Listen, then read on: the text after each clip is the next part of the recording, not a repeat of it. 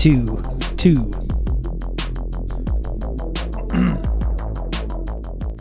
Check two. Sorry to keep you waiting there, friends. Sorry. I was just finishing watching the pilot episode of Cheers.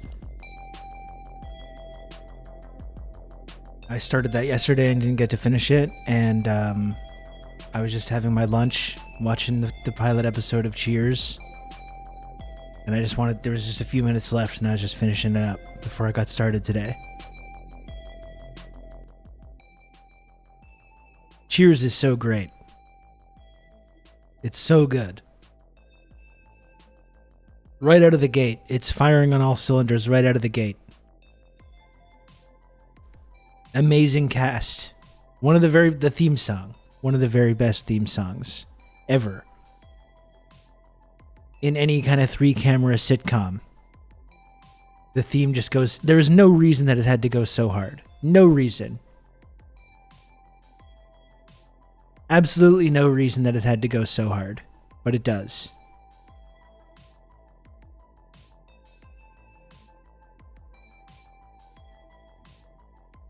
I recently got added to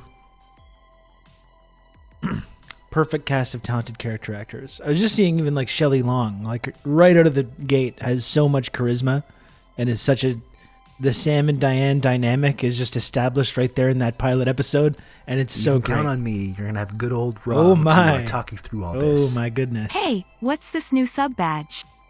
Oh my. King Window.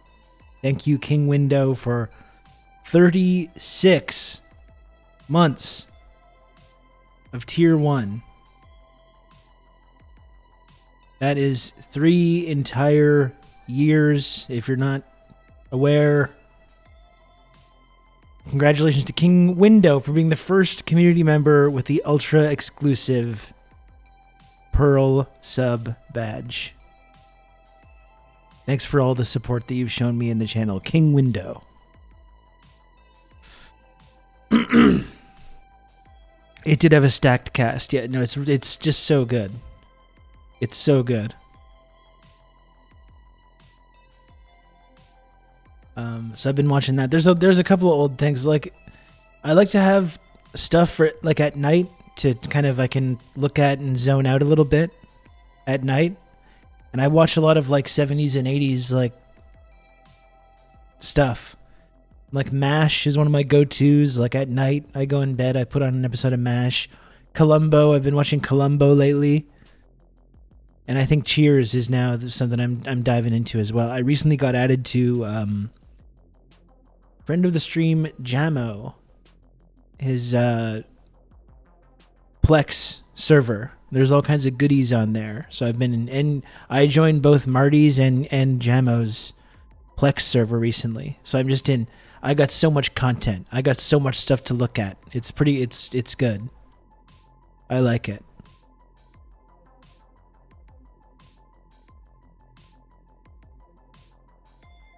Columbo's fantastic. Yeah. And MASH is absolutely worth a rewatch. I've been doing a rewatch. I'm now on like season 7. I've watched it from the beginning. And like, it's something that I often have in the background. I'm like scrolling my phone or I'm doing whatever, like while it plays. It's not like I've been paying super close attention to every single episode, but it's really enjoyable to rewatch, especially knowing more about like the Korean War and, that kind of stuff. Considering we talk about Korea so often, it's really interesting to get that kind of like, to rewatch it with that sort of understanding. I'm into the Potter Winchester years. That's right. It's weird. Like I remembered MASH.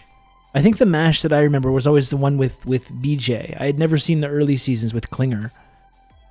And Henry Blake. But I always thought, Frank, like the character of Frank, I always thought he was a fixture throughout the whole series. I didn't even realize that Frank got replaced after season 4. Frank was such a great sort of like foil to Hawkeye, the kind of dipshit, sniveling Republican piece of shit, which is funny because like that, in the 70s, you could have a guy like that, this simpering, bootlicking, cowardly, reactionary guy, and it was understood that they were like the bad guy, or not the bad guy in the context of MASH, but like it's understood that they're the kind of antagonist. They're the dork, you know?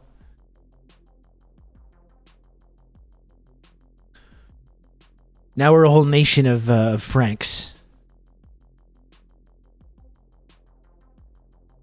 We're a whole nation of Franks now. We encourage that kind of behavior now. Now we used to make fun of it. Now we encourage it.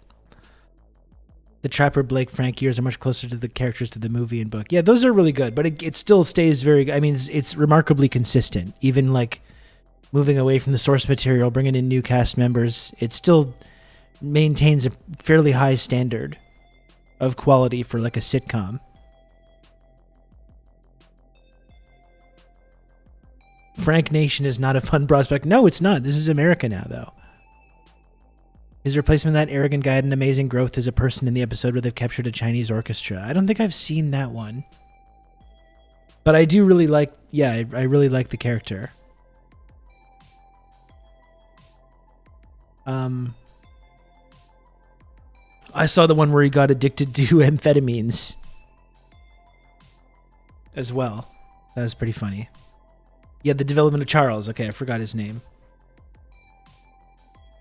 Lord help me, I've started letterboxing movies because you keep watching so many. Do you still do it? No, I need to. I've watched so many movies over the last 6 months, and I have not kept track of any of it. I guess I just need to start doing it. I have like a sunk cost fallacy thing now. I just need to start doing it. I wish I had been cataloging all the movies I've watched, because I've watched so many great movies over the last 6 months.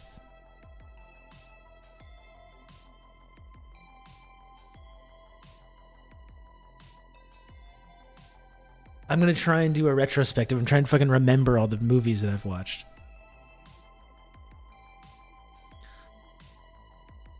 Yeah, the development of Charles as a human, though. That's, I love that. But now I'm starting Cheers. And Cheers is just so great.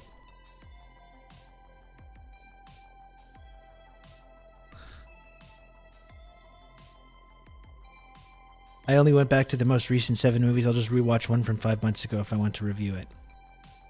I have a whole Excel sheet of all the movies I watched during peak COVID years. That's smart. See, and you and Marty should bond over this. You should be friends over this. More so.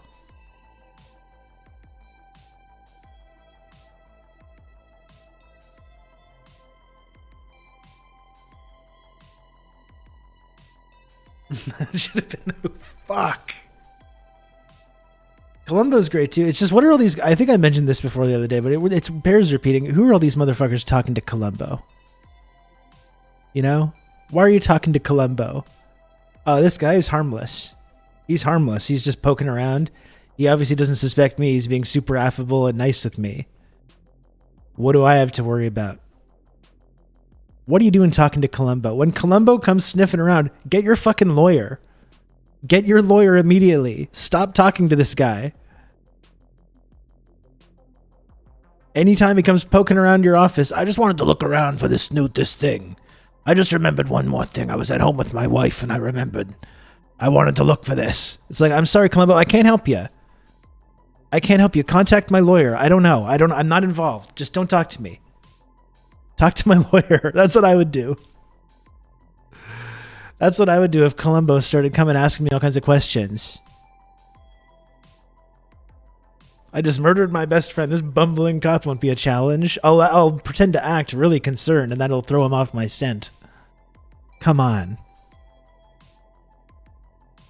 Come on, dude.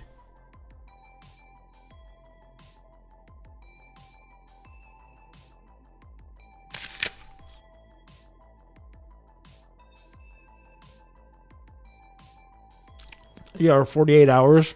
Man, that was one that we rewatched a couple of years ago. Great movie. I loved the movie. Love the score as well. Fantastic James Horner score on 48 Hours. But yeah, you go back and watch it and you're like, oh, Nolte's character in that is like racist. It's not just like, oh, the back and forth with the white cop and the fast talking black criminal. He's really like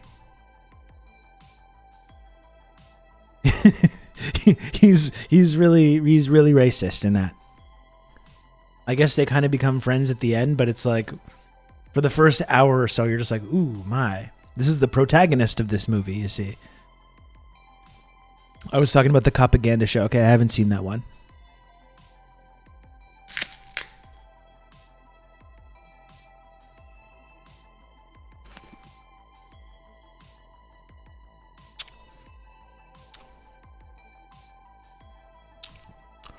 The last movie I watched was Barbie. Before that, The Northman.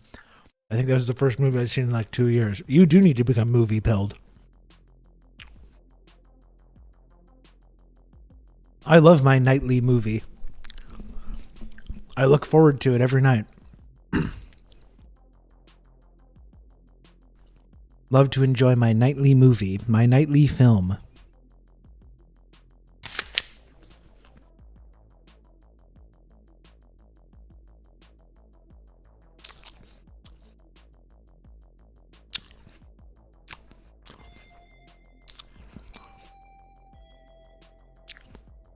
Don't talk to Columbo.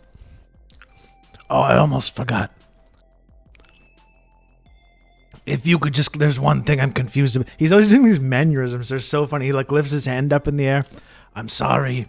I won't take up any more of your time. I know you're very busy. He's like sticking his hand up in the air. He's so funny. There's one more. He's always touching his head too. There's one more thing. I'm just so confused. Don't talk to Columbo. Call your lawyer when this guy's... if he's talking to you, it's because he suspects that you're guilty of a crime. Don't stop talking to Columbo.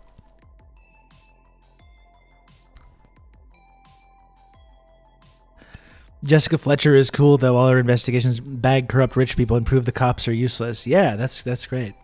I never watched Murder, She Wrote, but maybe that would be another good rewatch.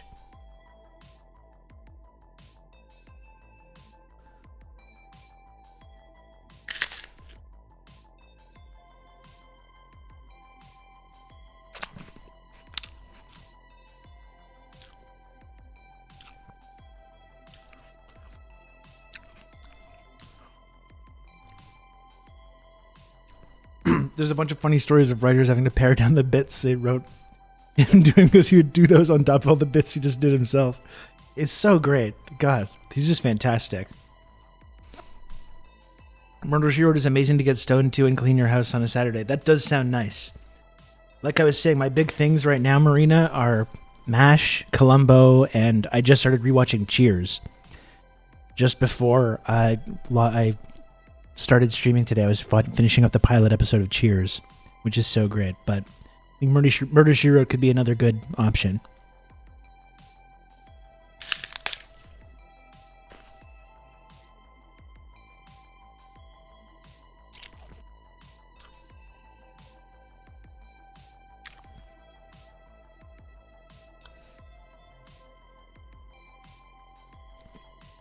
So we upgrade from the piss badge to the cum badge. No, John. No. We upgrade from the shimmering golden badge to the gleaming pearl badge.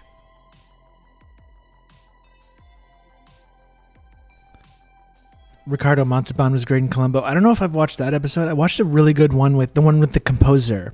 Is it John Cassavetes? Is the composer? That was really good. I think it was the season 2 premiere, the season 3 premiere. Really good.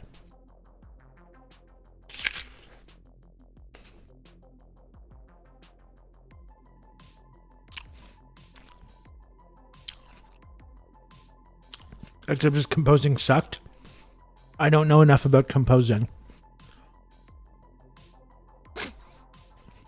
I watched every single episode. Good.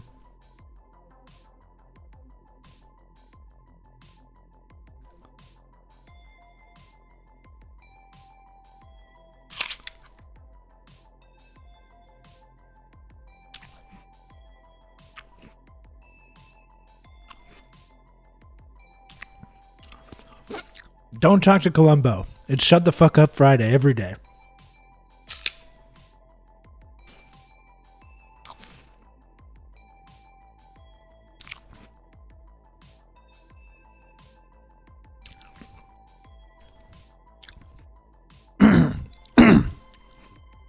Do not talk to Columbo without your lawyer present. This is what I'm saying. Internal Affairs versus The Departed. I've actually never seen the original. It's probably something I should watch, though.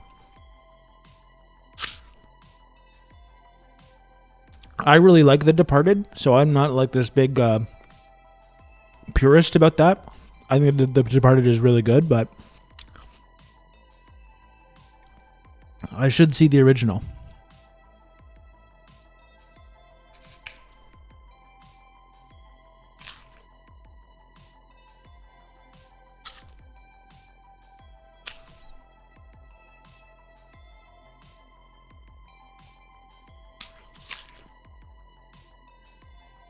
Excuse me, I'm sorry.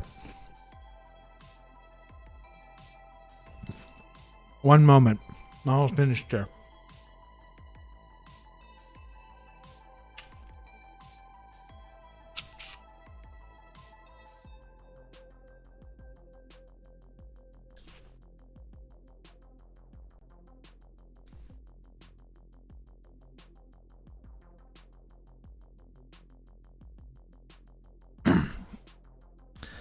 Black Rain, another good Garcia Noir thriller. Isn't that the one with Michael Douglas? It's a Ridley, if I remember correctly, it's a Ridley Scott one, right? That Black Rain. I really remember that from seeing like my parents watching it when I was a kid, but I really haven't seen it in a long time. Where they're going after like the Yakuza and stuff.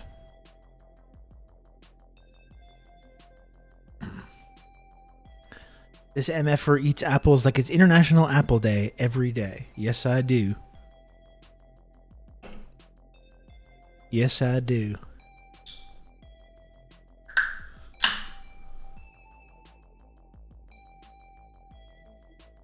Excuse me. Is Andy Garcia Cuban?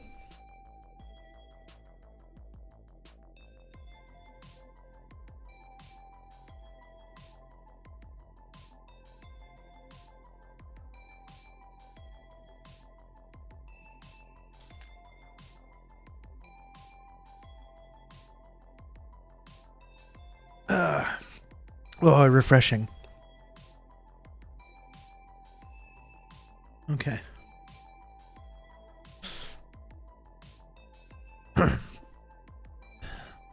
Maybe we shouldn't be doing plot spoilers for Black Rain.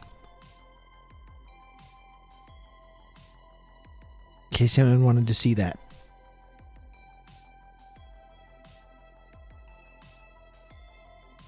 This is some guy, Rob Russo, some leftist based in Canada. I was turned on to this sick individual, and I found this. Hey, it's Lucid. Hello, Lucid Raiders. Get in. Get in here. Hello. Excuse me, I was just drinking fizzy water. Lucid, how was your stream today?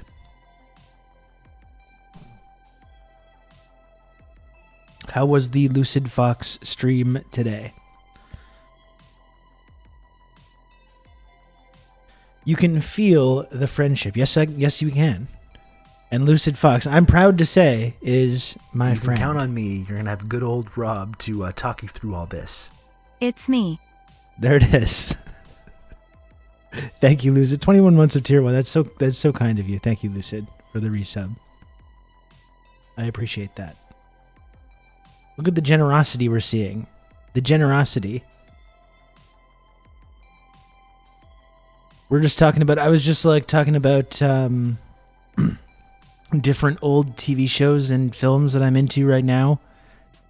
The main ones being MASH, Columbo, and Cheers. I just started rewatching Cheers as well.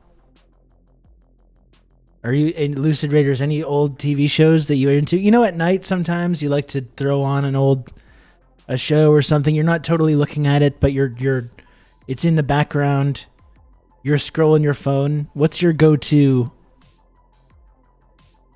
What's your go-to?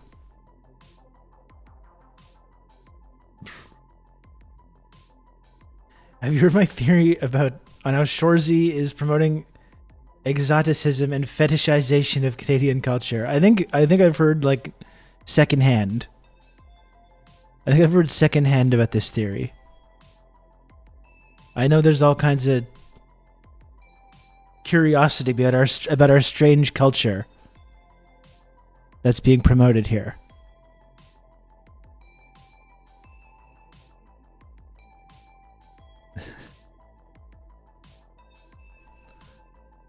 My BF won't stop watching Frasier. Oh, I would like to do a Frasier rewatch as well. I haven't seen Frasier in a long time. Well, of course, the spin-off of Cheers. I've been watching Star Trek TOS. I've actually been watching a bit of that as well. Not all the time, but that's kind of the one.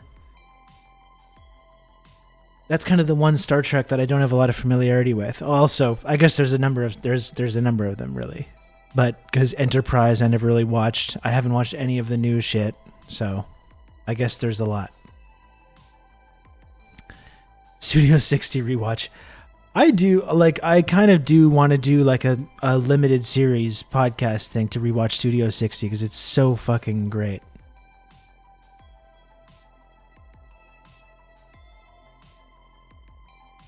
Maybe Mountie Chaser is better. Running through Canada like the Tomb Raider.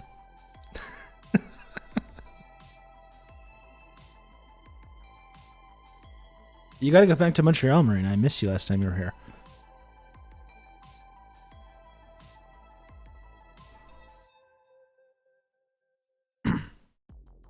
I would really like to do a Studio 60 rewatch. I think I might turn that into like actual content because it's so entertaining.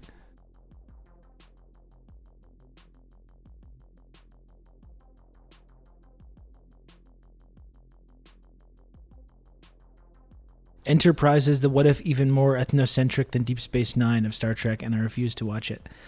Because my brother, oh, Golden Girls is good too. My older brother Matt is like but we have to do a mukbang. I would be honored. You can count on me. You're gonna have good old Rob to talk you through all this. I'm watching DS9RN. Orb Lady, thank you for the 25 months. The generosity that I'm seeing from the Fox household, the Orb Fox household right now is just stunning. My older brother Matt though is a big Star Trek guy, and he really liked Enterprise. I trust his opinion on that kind of thing. When we were growing up, we always used to do like Klingon battles and stuff like that, and he would beat me up because he's 8 years older than me.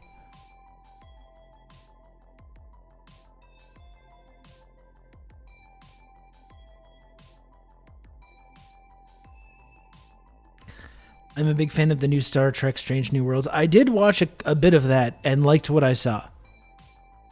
It from anything that I've seen of like the new Star Trek, it actually felt like the spirit of Star Trek more so than anything of the new films or any of that stuff. Any of the new Discovery or whatever it is.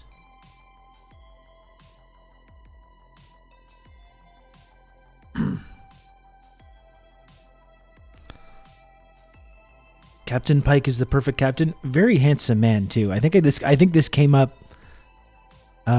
last time we talked about this. Very handsome man, that Captain Pike on the Strange New Worlds. Tell Lucid I'm hungry. A Lucid Orb Lady wants me to tell you that she's hungry. This is my job now to do this. I'm facilitating between the different screens in the household. I just rewatched Enterprise. I liked it after about the 1.5 season mark. I think that's what I was always told, was that it gets better, like many Star Treks. It gets better as it gets going.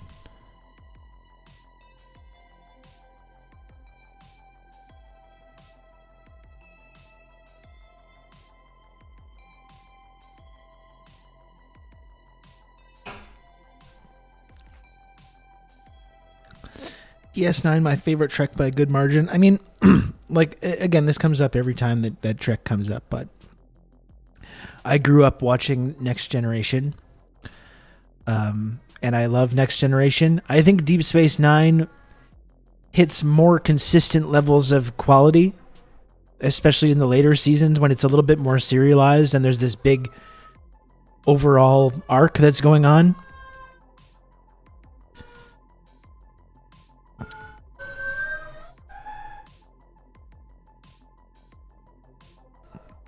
But I still love Next Generation, you know.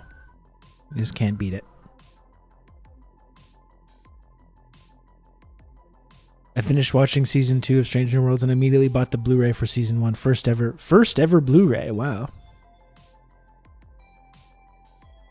Montreal's on fire. We seem to be all right. I don't know. I'm just like directly outside of quite a busy street, so. Also grew up watching TNG and do really enjoy it. Yeah, I mean, I watched that every night with my mom when it was in syndication.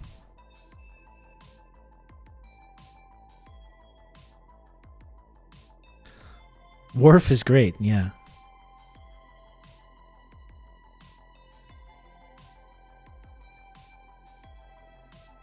There was a DS9 character I couldn't stand, the spiritual leader later from Bajor, but I think that's a credit to the character and the actress, though. Kai Wynn. She's one of the great, like, antagonists.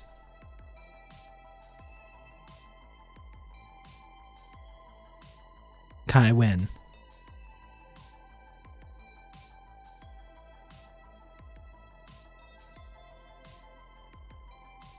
She was amazing. Did she die recently? Am I crazy?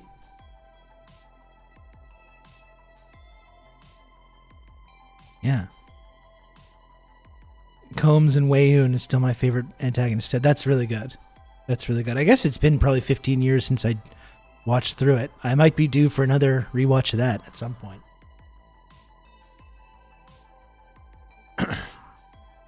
More sirens.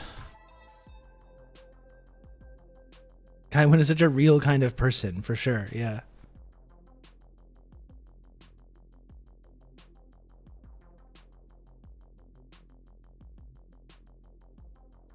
I love Gul Dukat as well, of course.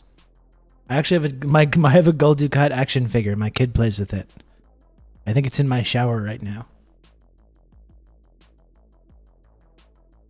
He's fucking great.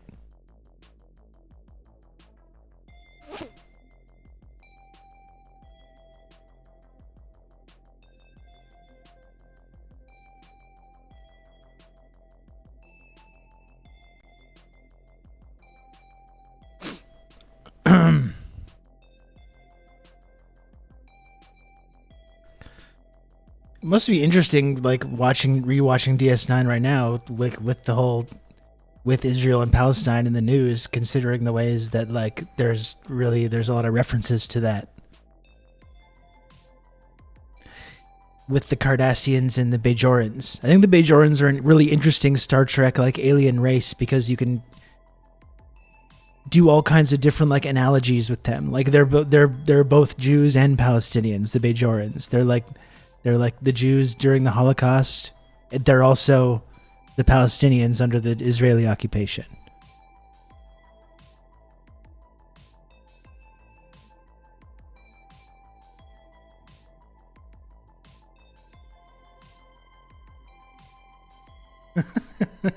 This is good.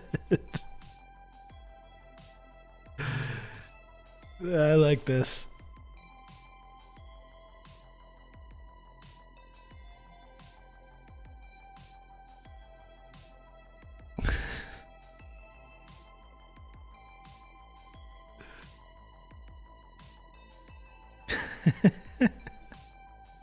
Don't talk to Columbo, is what I'm saying. Stop talking to Columbo. This man is not your friend. I love the guy. Very entertaining to look at him, to watch him bust people. I get it. Don't if this guy ever comes poking around, you don't know anything. You don't know anything. Talk to my lawyer, please.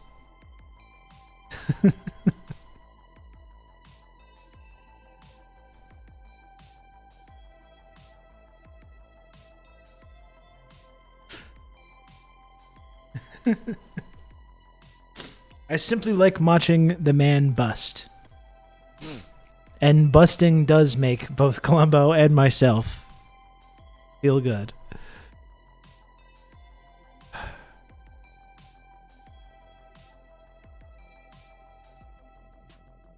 Hmm.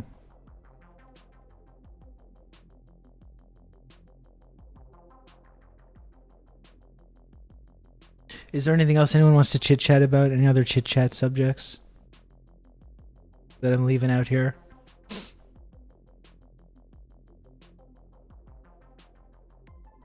We're coming really close to the season 4 premiere. 2 more weeks, folks. It's 2 weeks until the season 4 premiere of TRRS. Can you believe that? Can you fucking believe it? I can't. But it's true. I have a whole bunch of things I need to get together to launch this new season.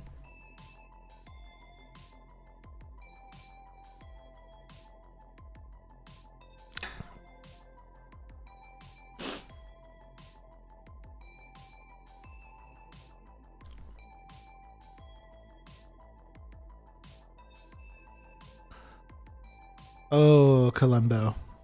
That would be a good streaming. That's probably against TOS as well, but those longer streams, watch a little Columbo, that could be nice.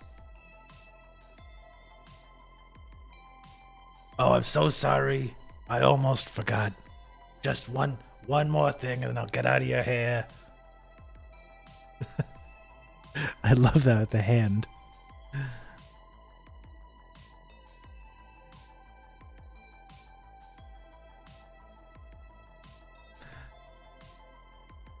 Oh boy.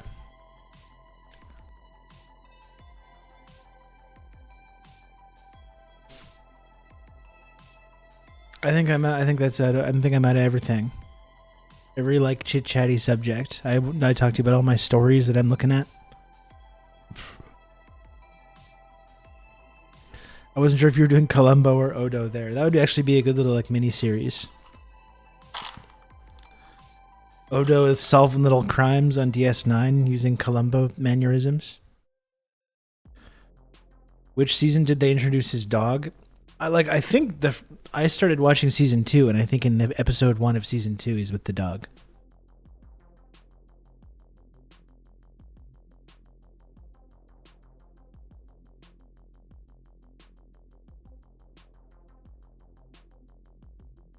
Rom would be a good Columbo as well. Yeah. I love Rom. My favorite DS9 character, though, for sure, is Morn. I love Morn.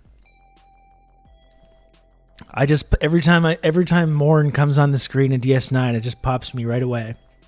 There he is.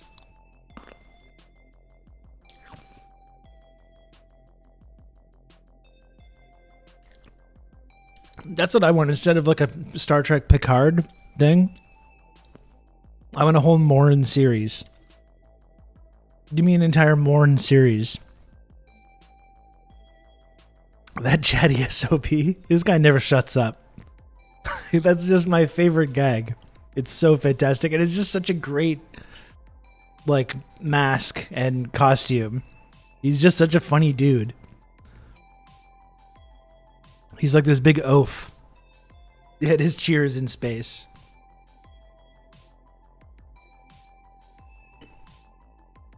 Have you backed up your Bandcamp music just in case Epic Games laid off half the Bandcamp staff? Yeah, I mean, I have all the files. I have all the files.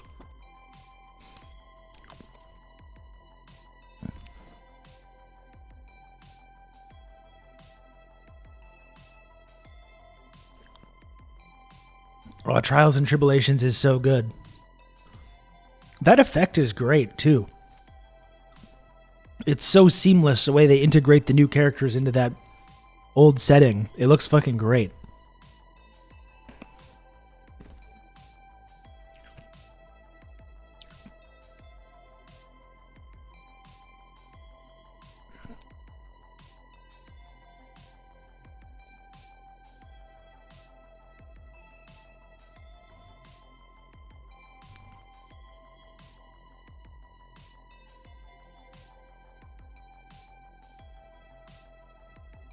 Someone just brought up my Bandcamp too. I guess that's the final thing that I want to chit chat about, is that I'm having a hard time deciding what to do. I just put up this new song called Obvious. It's on my Bandcamp page. I'm really happy with the song. I really liked it. I really like it. But I have a version of it that has a guitar solo in it, and I really like the solo. Like, I think I ended up doing a pretty decent job on this little guitar solo in there. But I can't decide whether I want that to be like the version of the song or not. Am I going to play it for the stream? I feel always too weird when I put on my music and then like I'm here and it's playing. It makes me feel I feel very self-conscious.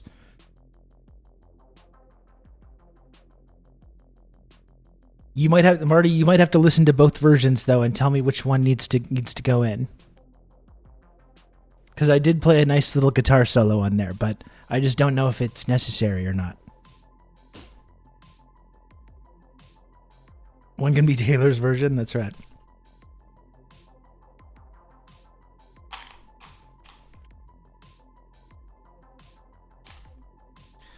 Actually, if you do go to my Bandcamp page, there's a bunch of new stuff. I uploaded a couple new things. It's up to 9 tracks on there now.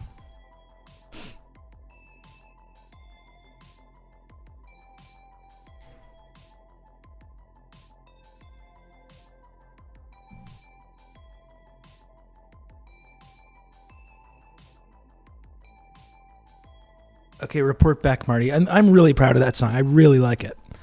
I think it's I mean, I say this with a lot of my new songs whenever I write one, but it is really like probably my favorite song that I have written, I would say. At least it is right now.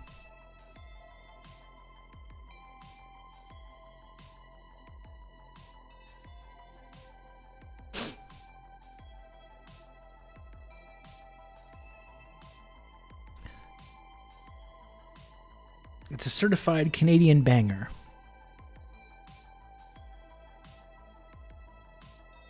Plug it on Twitter? Yeah, I just don't know.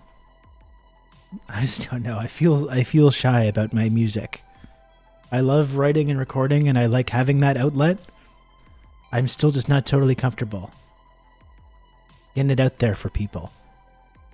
If people really like it and they want to look into that and they want to listen to it, that's great.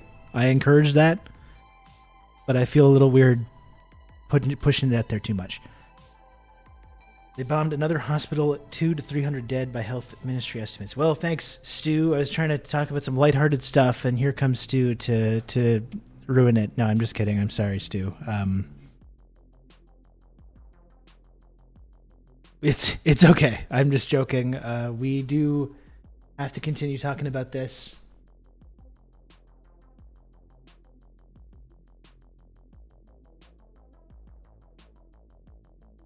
Yeah, shifting gears now. Shifting gears to bombed hospitals.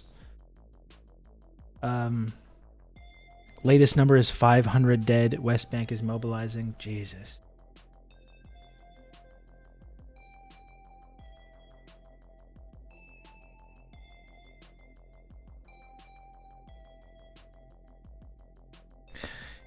It's been like you keep waiting for the incident that's going to turn this into an even larger crisis, right? Thank you, Up the Reds. I appreciate that.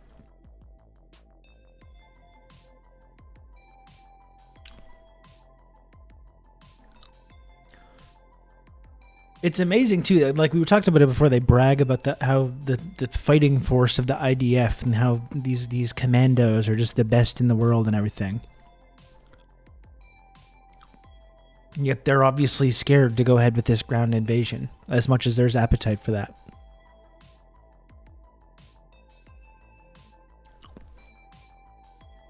So it's like, we'll just continue bombing fucking hospitals. Hospitals which are totally overwhelmed. Completely overwhelmed hospital filled with people in various degrees of being injured or being alive. You know, doctors and nurses that are working around the clock. And then they're being bombed at the same time.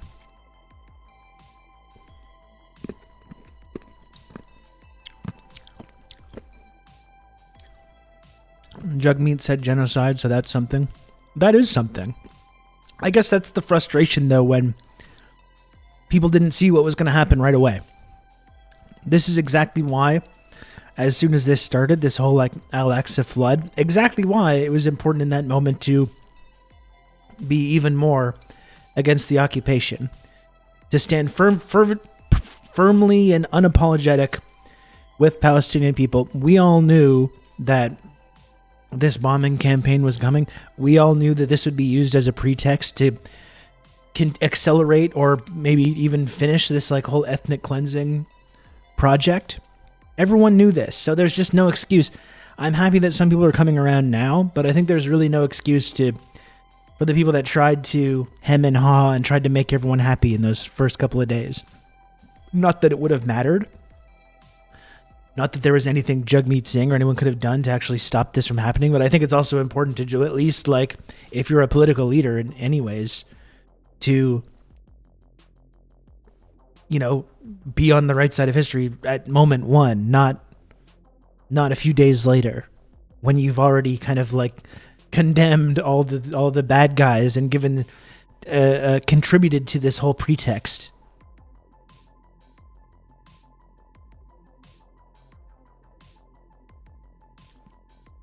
I assume the whole thing was planned right off. I'm prone to these interpretations. And there's this whole idea of like, how much did they know about this operation ahead of time?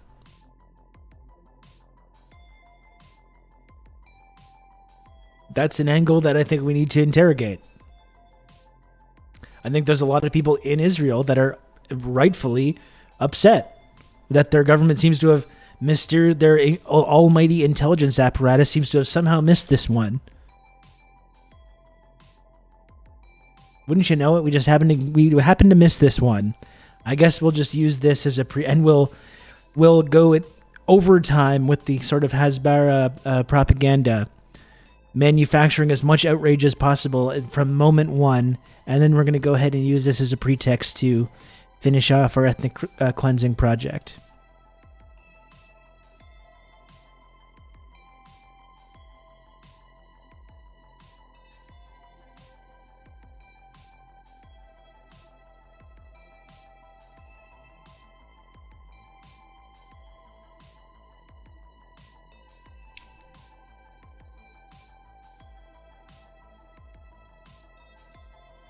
Billions invested in the military-industrial complex, taken down by a bulldozer, some tunnels, and a parachute.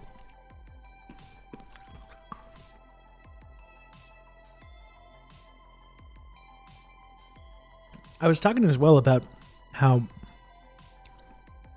all these attacks on civilians or settlers has been used to kind of smear the entire Palestinian liberation movement, to smear everything with like the Hamas thing, and obscure the fact that there is a military operation going on, which we're now like not really able to even talk about. Like I've seen people, even the idea of holding up these like parasailers, you know, going in on those the parachute and the big box fan. Like, so I've seen people at pro-Palestine, these parasailers, you've seen the images pop up in flyers for these like rallies. I've seen a few signs and people holding them. And now they're like showing that now, like everyone that's holding up one of these parasailers, let's investigate them. Let's like investigate them for links to terrorism. Let's identify them. You see cops like sharing around images of people online at these protests. Look, this person has an image of one of these Hamas parasailers. Let's find their identity. Let's track them down. Like, it's really scary stuff. But like,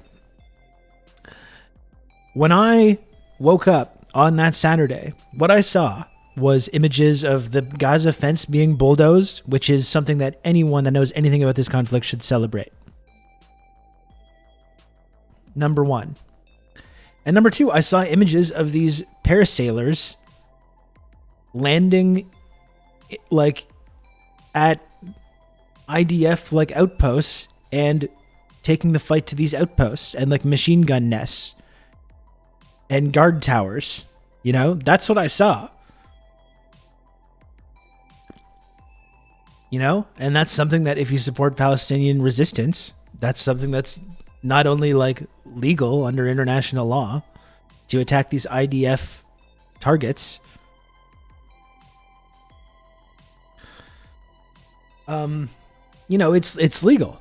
So, but that's what I mean. That's like, we can't celebrate that now, you know, we can't celebrate that because now it's tied to all these like massacres and stuff. So it's like now anyone that even mentions that is supporting Hamas, supporting violence against innocent people, or these concert goers, or whatever it is.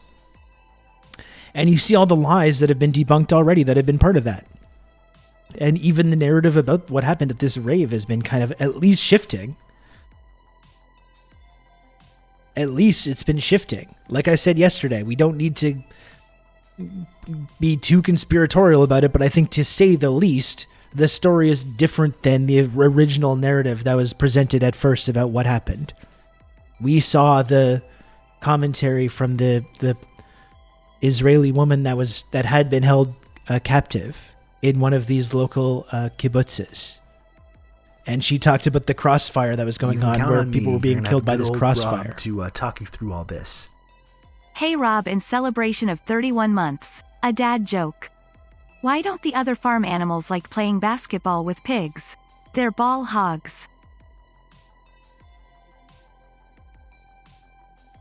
Old Dutch, thank you. Thank you for that. Thank you for the 31 months of Tier 2 and for all the support. That's a good one. That is a good one.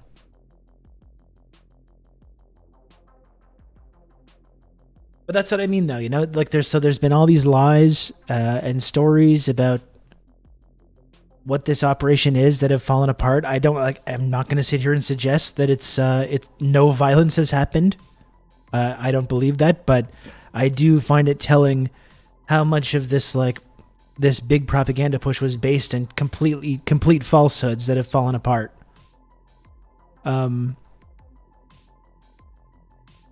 And the way that these the attacks on civilians and settlers has been used to completely delegitimize anyone that's supporting Palestinian people. And that's the thing. It's the thing it's uncomfortable to talk about. It makes people uncomfortable to talk about and to think about, but you know, that's what this Al-Aqsa flood is. Yeah, and I see now that they've bombed this hospital. Number is already at least 500 people, the people that have been killed in this hospital. And it's another discrepancy that I've talked about, the way that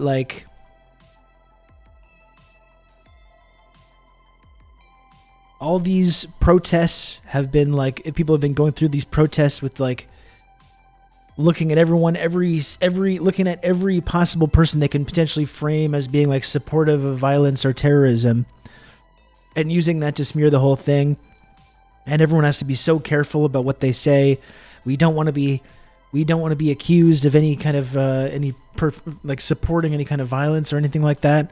And anyone that's remotely making that kind of case is being denounced and whatever. But You can, if you're in the Israeli government or in the media, you can just go on TV and be like, no, I think it's good that we're bombing hospitals and schools and these civilians that are just are they civilians? We're seeing people ask that question, right? Are they really civilians?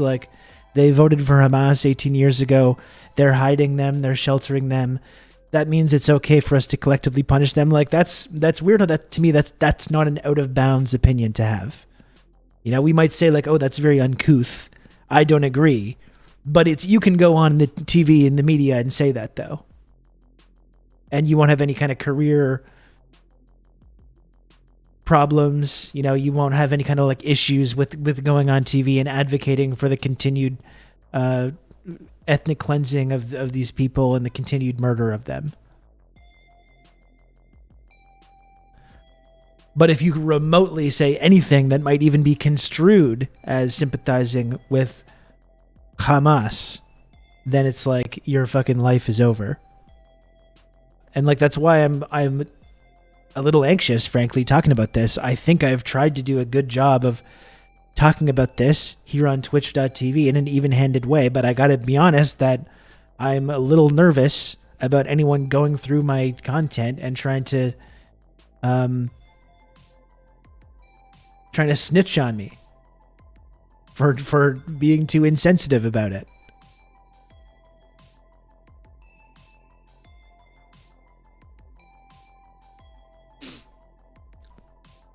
So I hope people understand the kind of delicate line that I'm trying to walk when you talk about this. Ask them about the collective punishment for what the U.S. military has done in our name. Well, that's the ultimate like double think, Takadune. Like under this exact logic that these people are using, you know, we can. There's nothing that we can't do that's not totally justified because of Hamas. And so we can bomb civilians, bomb schools, bomb kids. What are those kids like? Are they really that innocent? You know, they're gonna grow up to become Hamas fighters. So.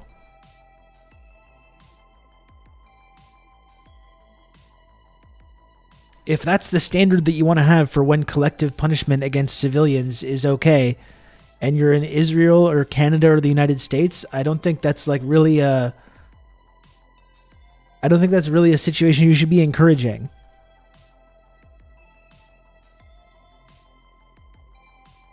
Yeah, they just killed 500 plus in a hospital. Everyone's still talking about Hamas can fuck off. I mean, that's ultimately what it comes down to. You know, why are we talking about, oh, this person might support Hamas? We need to make sure we ruin their fucking life. We need to make sure that every single person that could remotely be construed as being supportive of that is immediately purged. Meanwhile, the country that we're give unlimited funding to is just killing with total impunity, killing hundreds of people. Over 1,000 kids have been killed by the Israeli airstrikes just in 1 week. In a little over 1 week. Like that's a scale of horror that I can barely even comprehend. And our governments support it, even with the mild concern that's being expressed. Oh, we're so concerned. We need them to follow international law. We need to have humanitarian corridors. Even with that, still full support for our government for this. No calls for a ceasefire. A ceasefire, which in and of itself is like a reactionary position, because it's just a ceasefire is just asking that like the status quo returns. The status quo of nonstop violence towards Palestinian people and especially children. That's what a ceasefire is. We can't even get our governments to say that. We say no, full impunity, full funding, full support, with our little mild hand wringing. That's what we can do.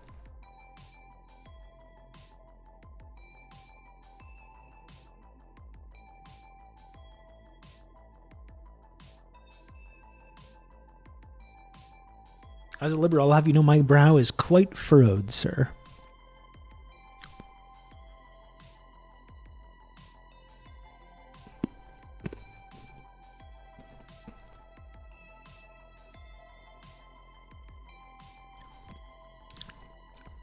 In 2021,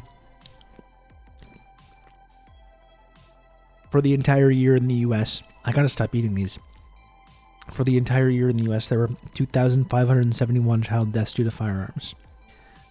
They reached the halfway mark at least in 1 week.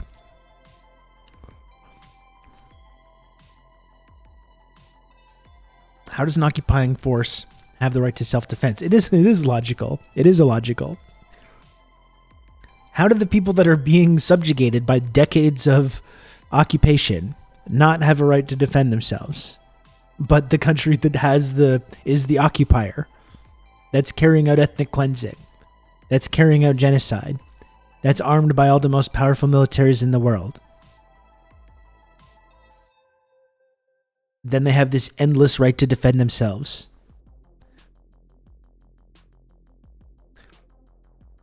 I mean, this is exactly why. Like, it's not, when we talk about this, it's not because I'm trying to be edgy, but I do think it's really worth unpacking, you know, why this is.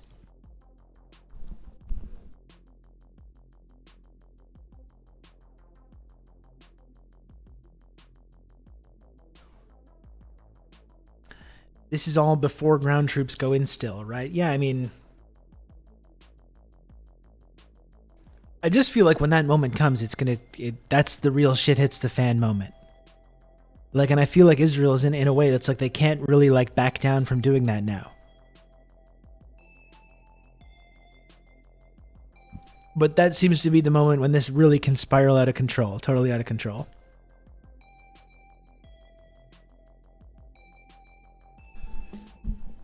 Yeah, we heard. We've been talking about it. Especially since their infantry sucks. Well, that's the thing. When you're an occupying army and you shoot at kids with sniper rifles that are throwing rocks at you for a generation, your troops are not exactly ready for this kind of fighting. What that's going to mean.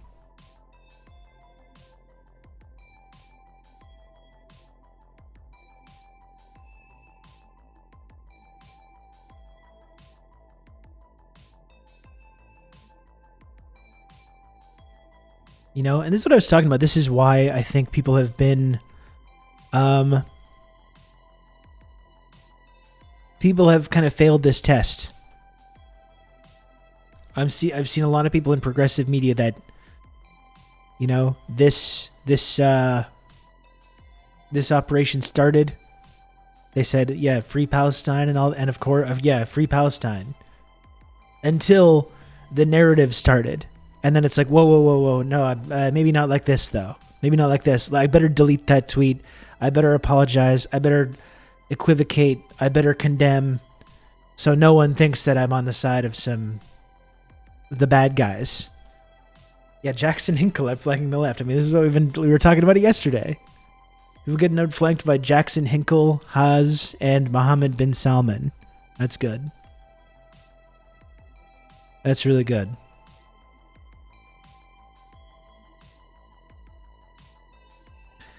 It separates the wheat from the chaff. I mean, exactly, and this is exactly why I think our progressive leaders, even if now they're starting to come around, it's why I think it's important to just not give in this moment, especially when these narratives are going on.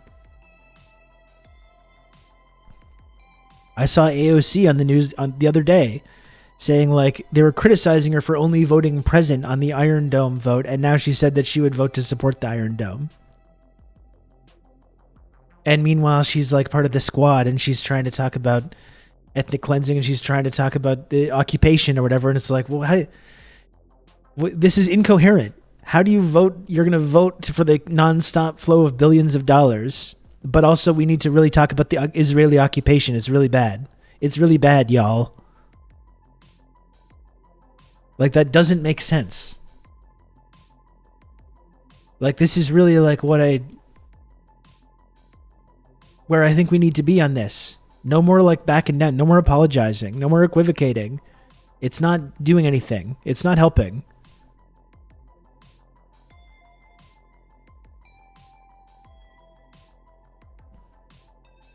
It's a totally incoherent position.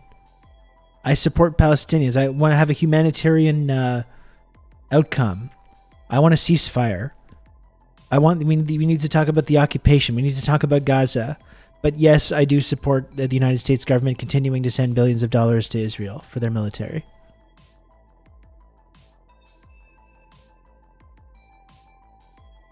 Like, Jesus Christ.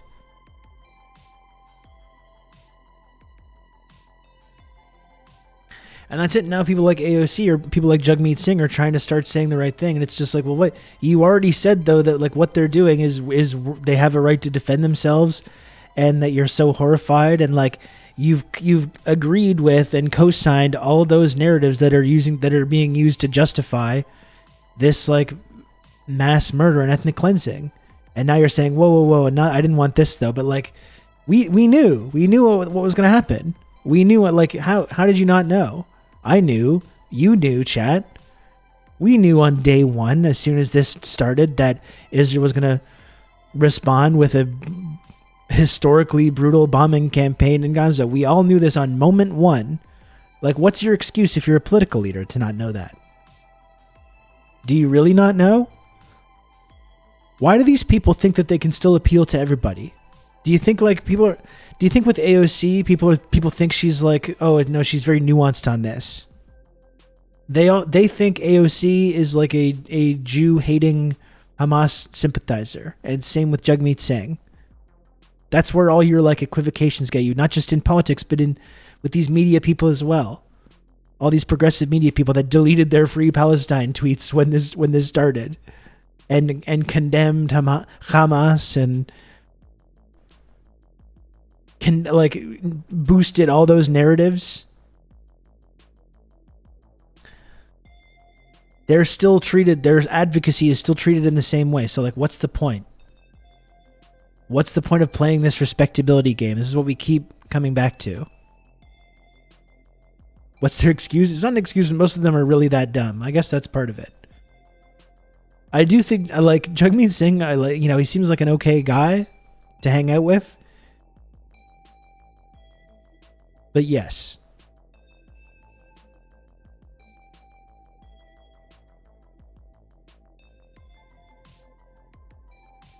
The Corbyn era should be instructive to anyone on the left. Don't give an inch to these bastards. I mean, that's a great point, actually, Ropes into Eden.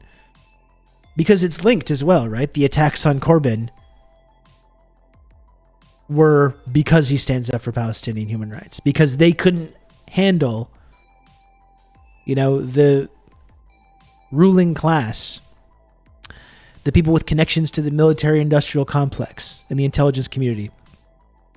They can't handle someone being a major European leader that has this stance of criticizing the occupation and treating Palestinians with basic human dignity. Like that's what all those attacks, the years of attacks against Corbyn, that's what it was over. And it's the same, like a lot of the same people that were like, oh yeah, of course I support Corbyn, but we also need to talk about this big anti-Semitism problem on the left. None of the people that were raised making these accusations give a shit. They don't give a shit. It was never good faith. It was always a scam. That's not to say that these problems don't exist, but it gained nothing to play this game with people. To be like, oh yeah, I support Corbyn, but, and then just constantly, and then as soon as they saw that was attack line was working, when people started being on the defensive, then it's like, now hammer it even more. Every single day. Hammer it every single day now, because now it's like, now you're on the back foot. Now every single time you talk about anything, you're talking about anti-Semitism in the Labour Party. And what are you doing about this? And all the people that are so upset.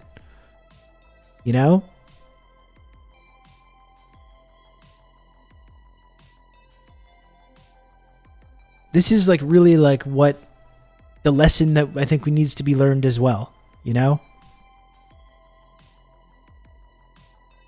These attacks aren't in bad faith, so just like don't take them seriously.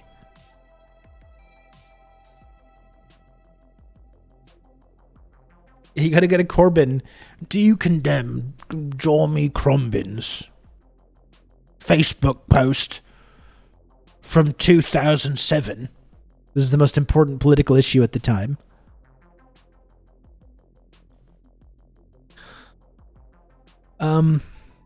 Yeah, I just like that's it. If you're in the media or if you're in politics, that's to me I think the attitude that you should have. No more playing defense. No more playing defense. No more. You don't need to apologize. Don't apologize for if your principles. If you have principles and you care about them, be proud of that. Don't apologize. Don't apologize to people for your own principles. Like what the fuck is that? No more being on the defensive. I think it's time to go on the offensive. With this kind of, in the rhetorical sense, of course.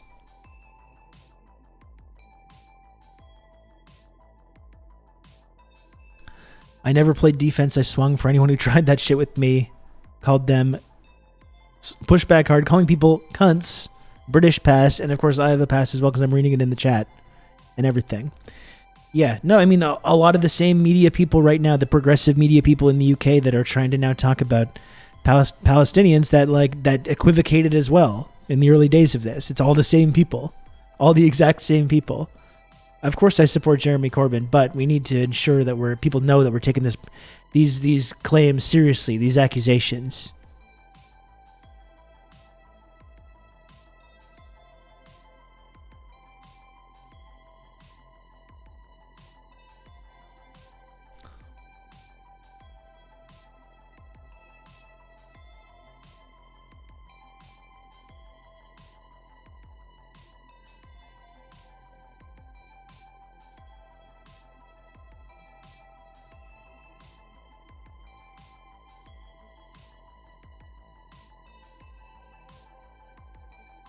Let's take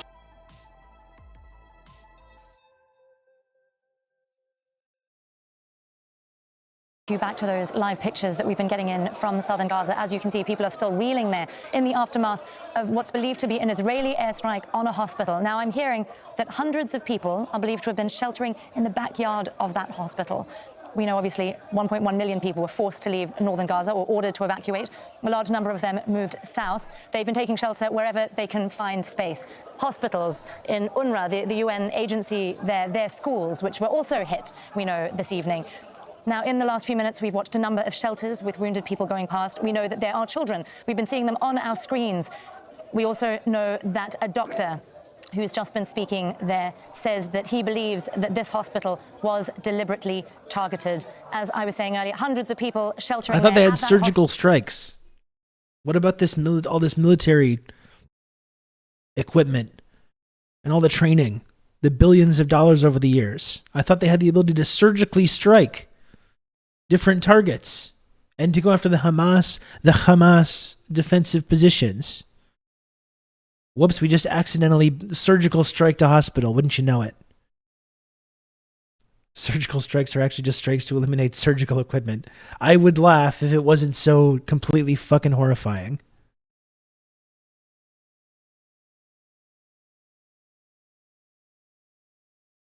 Hospital, and obviously we don't have any word yet on any kind of casualty toll. We'll bring that to you as and when we get it. Let's bring in our correspondent, Tariq Abu Azum. He's on the ground there for us in southern Gaza. He's in the town of Khan Yunis. Tariq, I know this is possibly very shocking for many of our viewers, but I can't imagine this is very shocking to you after what you've been experiencing over the last few nights. Well, after just before a couple of minutes, it has been a huge bombardment took place in Al Arab Ahli Hospital, which is called Al Ma'madani Hospital, central of the Gaza Strip. This hospital is located in the central of the Gaza Strip, which contains that Daniel Day-Lewis letter is fantastic. Who have been injured during the due to the Israeli ongoing strikes on the besieged enclave. Meanwhile, this hospital is crowded with civilians. Till this current moment, hundreds of wounded people and victims. Joe Biden's going to visit Israel in like 2 days. The Al Arab Hospital is similar to Joe Biden supports this. So does Justin Trudeau. Are gathering everywhere. So it seems that this hospital baby has been, killers bombarded without any prior warning, causing severe destruction. Baby killer Biden, hospital, which prevents the hospital from continuing and providing medical services for thousands of people there. And it's important also to mention that this place is full of residential buildings and commercial shops in the surrounding areas. A true massacre took place in that building, where till this current moment, ambulances are evacuating injured people.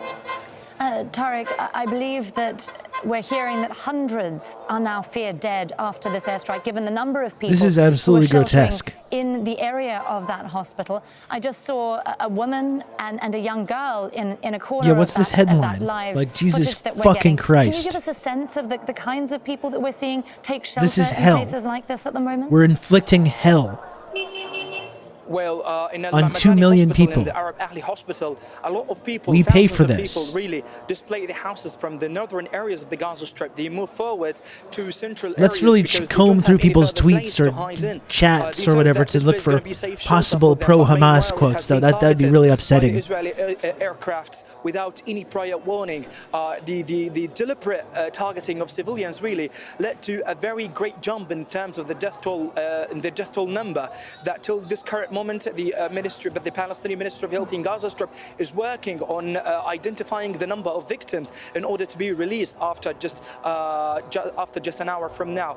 So the surging number of victims and airstrikes. There's a U.S. aircraft carrier offshore watching it all, supporting with intel and radar.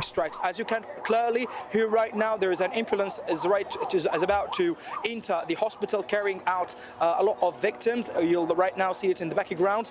Even the southern areas of the Gaza Strip were heavily bombarded from the Israeli different kinds of artillery and aircrafts.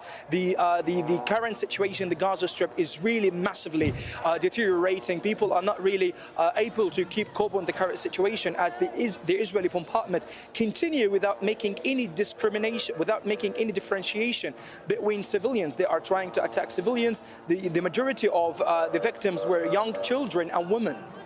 Tariq, indeed, we just saw a very young boy with a very bloodied head pass in front of the camera there. And I do want to apologize to our viewers. Some of you may find these very shocking images disturbing. This is obviously a live feed that we're getting right now from southern Gaza. So you're seeing things as we get them here on. Who are the people? Let's seriously, we will never forget the people who have spent the last week using this opportunity to punch left at people for not condemning Hamas enough. There's literally people who call themselves progressives or leftists that have used whatever platform they have over the last week to lecture people about supporting violence and you give them finger wagging, very stern finger wagging and tutting people for maybe supporting violence.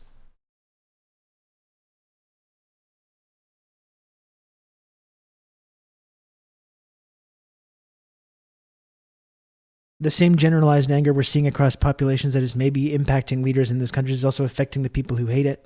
By that I mean we might be underestimating the blowback to this. I mean, one thing is true. People around the world, especially people in the global south, the formerly colonized world, see this situation for exactly what it is. I have another clip to that effect that we can look at after, but the whole world is watching and sees this absolute fucking barbarism being supported and promoted by all the exact same old white formerly colonialist countries, America and Canada, and all the same fucking guys, Western Europe and Germany and France, and all the same people. And people around the world are taking note. If they are not aware of the hypocrisy already, which of course people are. People are aware, though, that we're the countries who support this unequivocally. No calls for ceasefire, no condemnation of the criminality, nothing. And we're the ones that are going out there lecturing everybody else about our precious ideals about human rights. We've got to be we need to talk about the human rights situation in China. We need to talk about the human rights situation in DPRK. We're so gravely concerned about the human rights situation in Venezuela or Nicaragua or Cuba or Iran. Oh, we're so concerned about the human rights situation. Fuck you.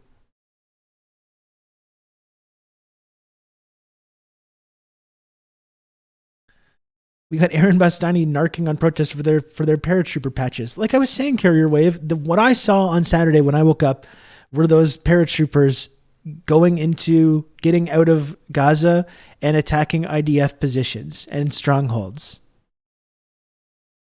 What's wrong with that? The idea that no one can even mention that now because now that's that's a little uncouth. That's what you're spending time on? That's what you're focusing on right now. The number of Palestinians killed in the hospital bombing have now risen to 1,000. Is that true? Do you have recent numbers for that, Ben? That is unfathomable. That is honestly unfathomable.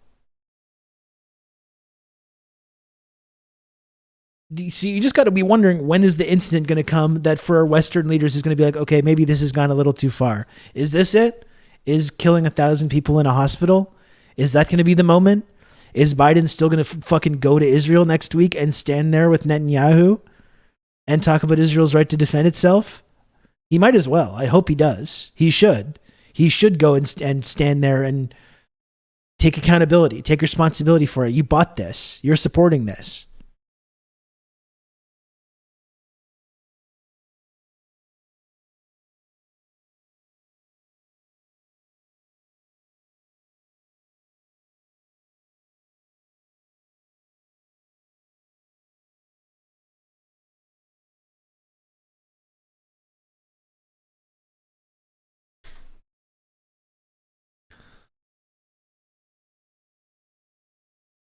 Very happy to see Wallace Shawn yesterday. The number of Palestinians, this is from Marwa Fatafta. The number of Palestinians killed in the hospital bombing have now risen to 1,000. First aiders say they can't find any injured survivors, only burnt body parts.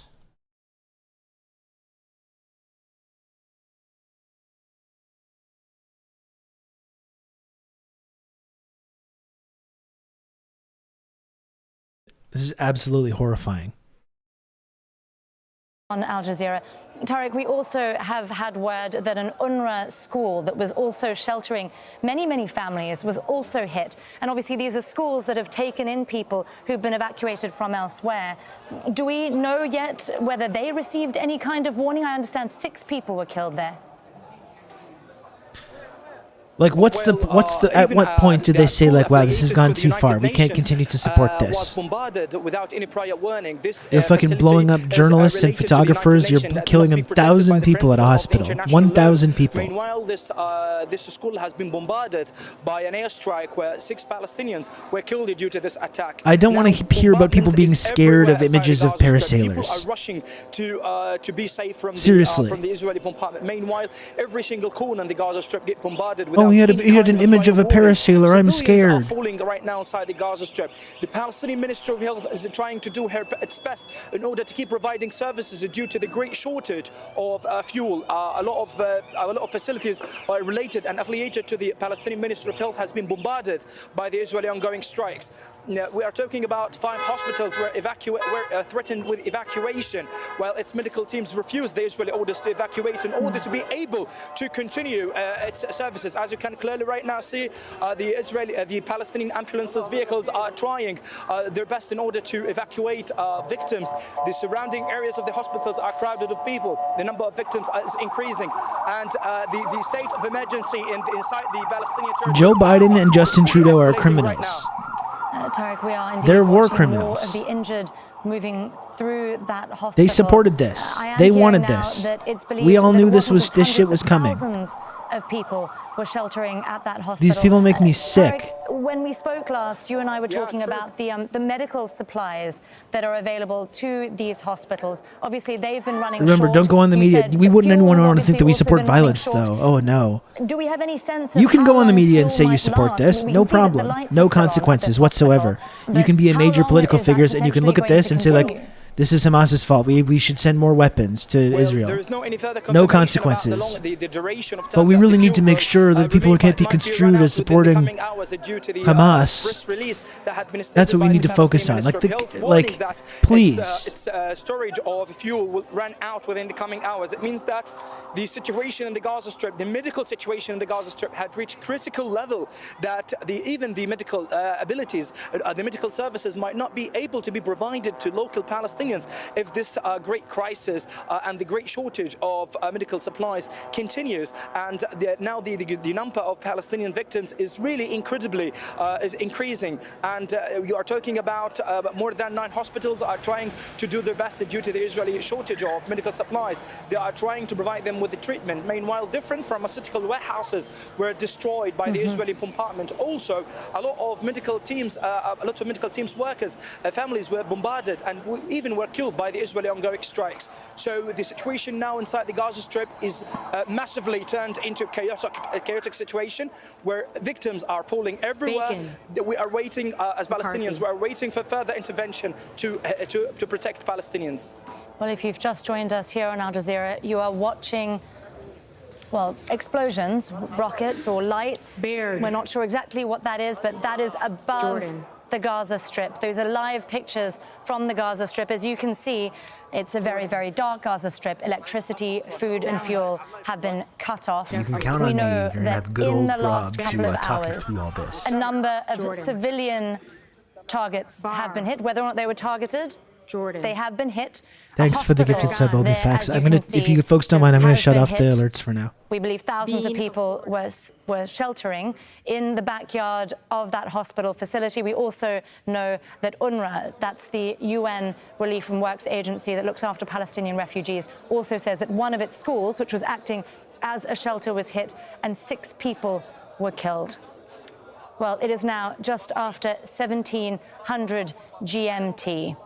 And No, I you're appreciate it, watching OnlyFacts. live Thank you. coverage here on Very Al kind. Jazeera of the Israeli-Gaza war.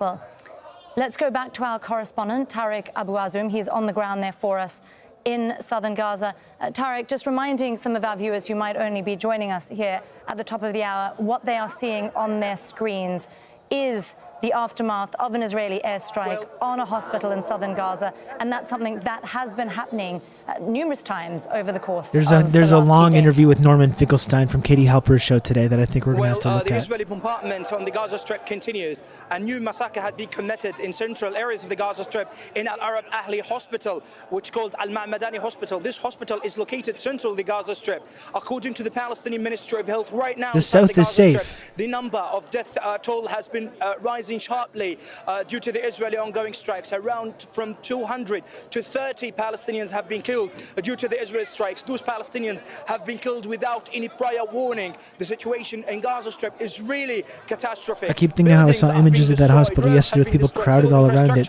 presumably because they wanted to shelter near someplace safe. There's nowhere else to go. There's no any safe place inside the Gaza Strip.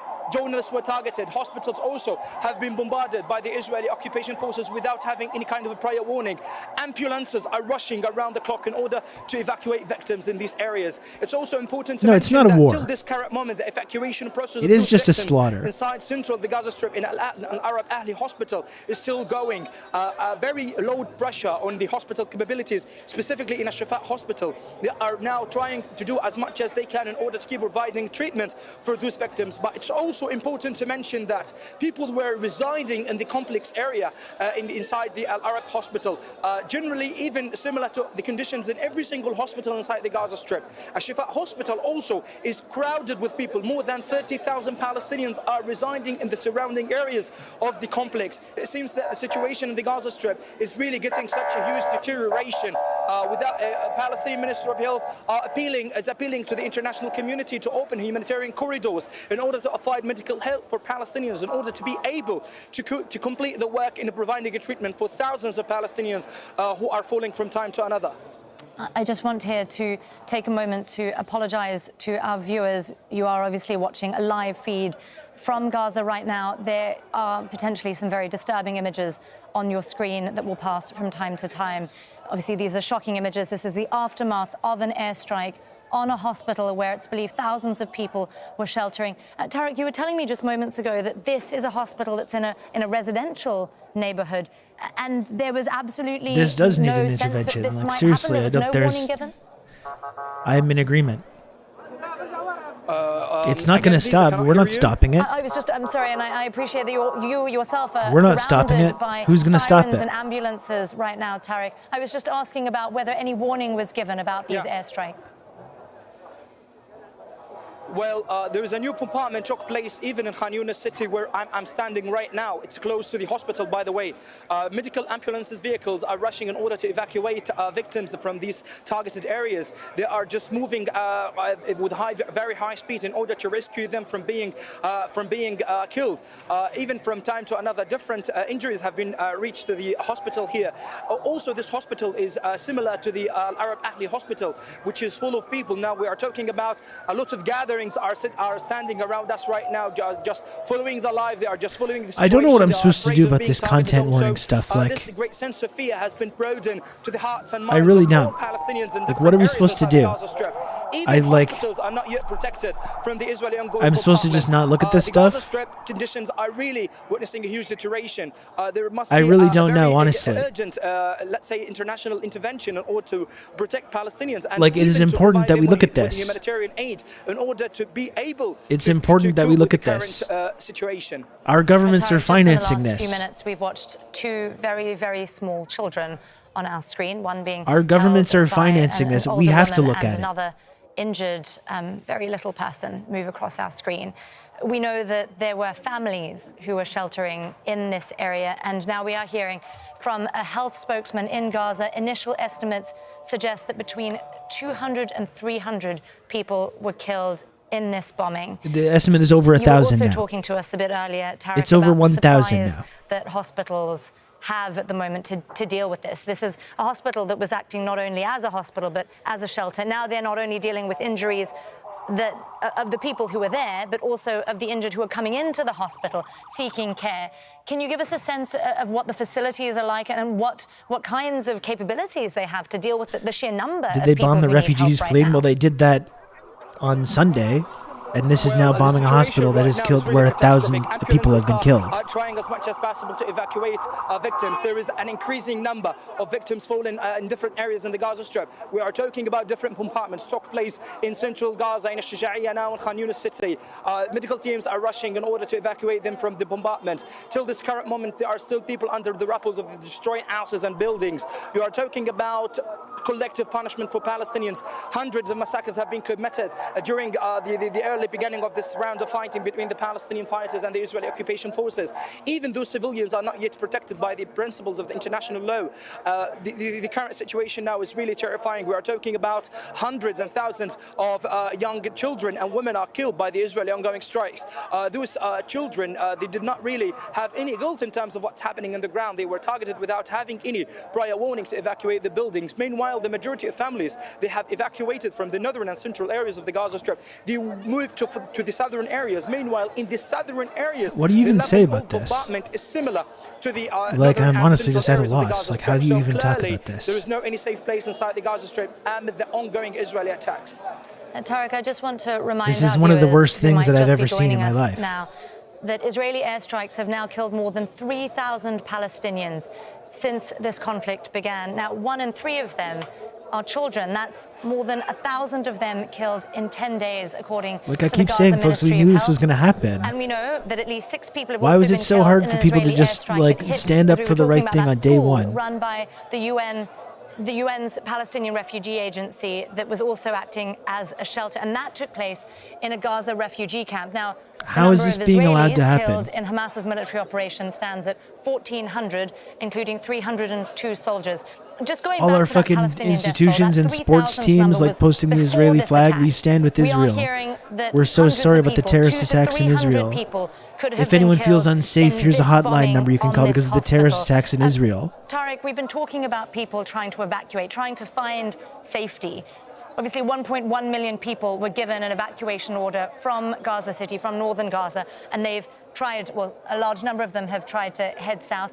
Can you give us a sense of what the situation is like now in the shelters? Are people finding anywhere I hope to Joe go, Biden goes to Israel now. You can't back down now. He said he was going. I hope he goes and stands right next to Netanyahu. Well, I really hope he does. Fucking send Trudeau over there as well.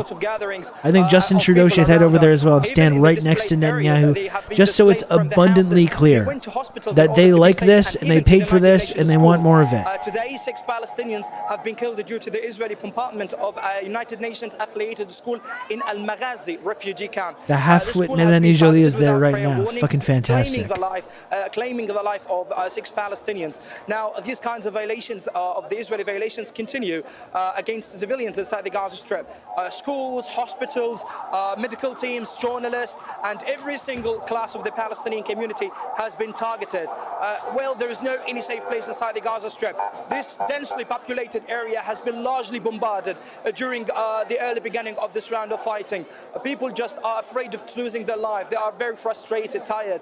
They are just waiting for a solution or a ceasefire in order to breathe from the Israeli ongoing strikes. The level of bombardment inside the Gaza Strip is unimaginable. It's incredible. No one can really imagine how Gazans are still tolerating the current situation. They are trying even to bear up with the current situation by using the determination, and even despite the fact that they have lost a lot of their family members. Every single house inside the Gaza Strip now has a wounded person. Even sometimes they have a victim due to the Israeli ongoing strikes. Tariq Abu Azum there for us in Khan Yunis in southern Gaza. Well, if you are just joining us here on Al Jazeera, let me tell you what you're watching.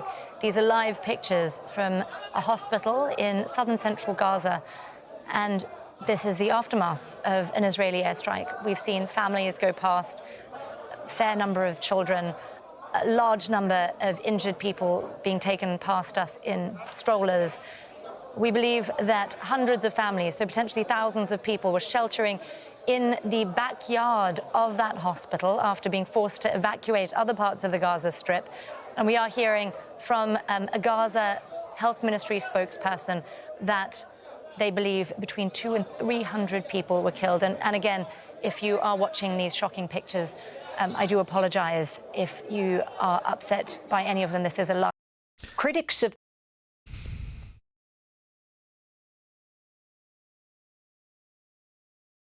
Jesus fucking Christ.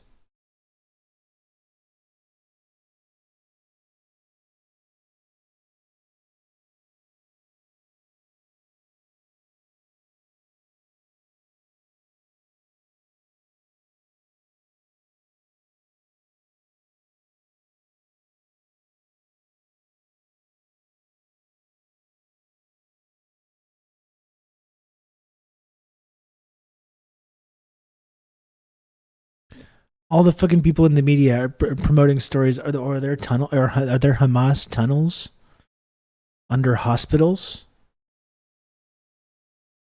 Has Hamas been building tunnels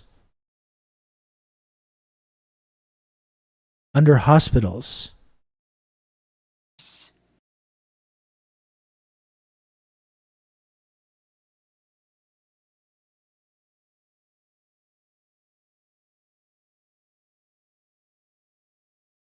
That's what our like corporate media outlets have been promoting. People that get paid very handsomely to go out there and talk about this. And they're talking about Hamas tunnels under hospitals. And then if lo and behold, they're responsible for this. You have blood on your hands. Like, this is Iraq all over again. The journalists that have been promoting this have blood on their hands. It's not just the politicians. People that have been promoting this.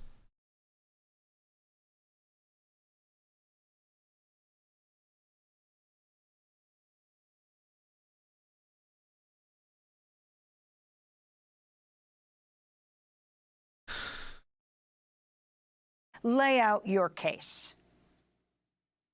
Thank you for having me. This is, sorry. I think that indeed what we're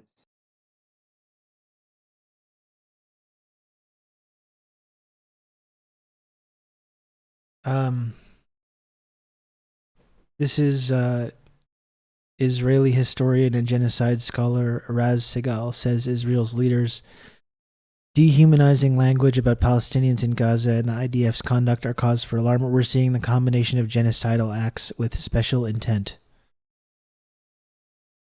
This is indeed a textbook case of genocide. seeing now in Gaza is a case of genocide. We have to understand that the UN Convention on the Prevention and Punishment of the Crime of Genocide from 1948 requires that we see special intent for genocide to happen. And to quote the convention, intent to destroy a group as defined as racial, ethnic, religious, or national, as such, that is collectively, not just individuals. And this intent, as we just heard, is on full display by Israeli politicians and army officers. Since 7th of October, we heard Israel's president. It's well known what Defense Minister Yoav Gallant said on 9th of October, declaring a complete siege on Gaza, cutting off water, food, fuel, stating that we're fighting human animals and we will react accordingly. He also said that we will eliminate everything. We know that Israeli army spokesperson Daniel Hagari, for example, acknowledged one-tune destruction and said explicitly the emphasis is on damage and not on accuracy. So we're seeing this special intent on full display. And really, I have to say, if this is not special intent to commit genocide, I really don't know what is. So when we look at the actions taken, the dropping of thousands and thousands of bombs in a couple of days, including phosphorus bombs, as we heard, on one of the most densely populated areas around the world, together with these proclamations of intent, this indeed constitutes genocidal killing, which is the first act, according to the convention, of genocide. And Israel, I must say, is also perpetrating act number 2 and 3, that is causing serious bodily or mental harm and creating conditions designed to bring about the destruction of the group by cutting off water, food, supply of energy, bombing hospitals, ordering the fast evictions of hospitals, which the World Health Organization has declared to be, quote, a death sentence. So we're seeing the combination of genocidal acts with special intent. This is indeed a textbook case of genocide. Can you talk about the displacement? Israel saying that the entire northern Gaza, now hundreds of thousands of people have complied, must move south. The northern part of Gaza is the most populated with Gaza City. Yeah, definitely. I mean, as is well known, this is an impossible order. It's impossible for specific groups of people in hospitals, people defined as disabled, elderly people, many Palestinians who refuse to leave their homes because of their histories and their memories of the Nakba. This is an impossible order. It's yet another indication of the intent to destroy, the intent to commit genocide. It's also worthwhile to emphasize Defense Minister Yoav Gallant new term that he coined, complete siege. It seems like a completely new term that really takes the what was already a 17-year siege on Gaza, the longest in modern history, which is already a clear violation of international humanitarian law. It takes this siege and now turns it into a complete siege, which really signals the turn to this kind of genocidal destruction that we're seeing, including with this eviction order. It's also worthwhile to try to explain, I think, why Israel is so explicit in its declaration. We've heard Israel president talk about evil. We've also heard about Biden's use of the word evil.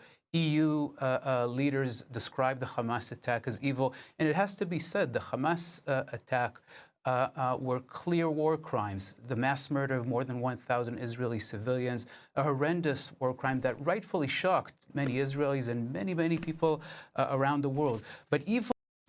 St. Lotus, I'm either blocked by that account or their tweets private. I've seen what Israel's saying, though. We're going to look at it in a moment. I'm trying to collect myself here. I don't honestly even know what I'm supposed to say. Evil is not a term to describe them. Evil is a term to decontextualize. Evil is a term to demonize, and to really enhance the widespread fantasies of Israelis today that they're fighting Nazis. Actually, former Prime Minister Naftali Bennett said that directly in an interview yesterday. We are fighting Nazis. We see this in many other indications in Israeli society and politics today. And if we're fighting Nazis, then everything is permissible. Professor Siegel, I actually wanted to go to the former Prime Minister Naftali Bennett, who's currently in the Israeli army. This is from a few days ago, where he exploded at the Sky News anchor Kamali Melbourne during an interview Thursday when Melbourne pressed him on Israel's attacks on Palestinian civilians. This is a part of what he said. What about those Palestinians in hospital who are on life support, and babies and incubators whose life support and incubator will have to be turned off because the Israelis have cut the power to Gaza? Are you seriously keep on asking me about Palestinian civilians? What's wrong with you? Have you not seen what happened? We're fighting Nazis. We don't target them. Now, the world can come and bring them anything they want. If you want to bring them electricity, don't show any images of parasailers, though. It's upsetting. To my enemies. It's upsetting. We better take a look at the protest to see who's doing that. I want to tell you, no, listen, you listen to me right now. I've heard you enough. No, I understand. We're trying to have a conversation here. Listen, this is my program. This is my show. And I am asking the questions. You're raising your voice, and I've asked you, and we've already stopped, please, and let me finish. We've already distinguished between Hamas. I want to tell you, shame on you. You're trying to speak over me. We are not. Shame on you. It's nothing about shame. We're trying to have a conversation about a very serious situation here, and you are refusing to address it. So that is the former Israeli Prime Minister Naftali Bennett exploding at the Sky News anchor Kamali Melbourne. Professor Siegel, you're an Israeli historian. We're fighting This Nazis. is what you're talking about when he uses the Nazi There's one analogy. And also, nation right now when that's he acting says, like are you Nazis right seriously now. talking about Palestinian civilians? Your response? That's exactly what we're. It's very important to understand in this context the idea of fighting Nazis, the idea of using Holocaust memory in this way. There's a broad context, a long history, of course, of this shameful use of Holocaust memory, which Israeli politicians have used to justify, rationalize, deny, distort, disavow. This is the same language used in the double genocide method. Exactly. While we've rehabilitated double genocide, let's apply that to Arabs and Palestinians as well. Netanyahu himself is doing that. The truth, however, is that all perpetrators of genocide actually see their victims as dangerous, as vicious, as inhuman, right? That's how the Nazis saw the Jews, and that's how today Israelis see Palestinians. And that's why the lessons of the Holocaust actually were never meant to provide cover and rationalize state violence and genocide, but rather protect groups, especially stateless and defenseless groups under military occupation. And the Nazis are the ones that we've put in our gigantic ghetto of 2 million people. They're the Nazis. To center the voices of those facing state violence and genocide, and we need to move to prevention as fast as possible. In order to do that, we need to recognize what's going on around us, what's unfolding in front of our eyes, which is really a textbook case of genocide, with the rhetoric, with the actions, with everything involved. Raz Siegel is Associate Professor of Holocaust and Genocide Studies at Stockton University and the Endowed Professor in the Study of Modern Genocide. He's an Israeli historian. His new article for Jewish Currents will link to A Textbook Case of Genocide. The subtitle, Israel's been explicit about what it's carrying out in Gaza. Why isn't the world listening?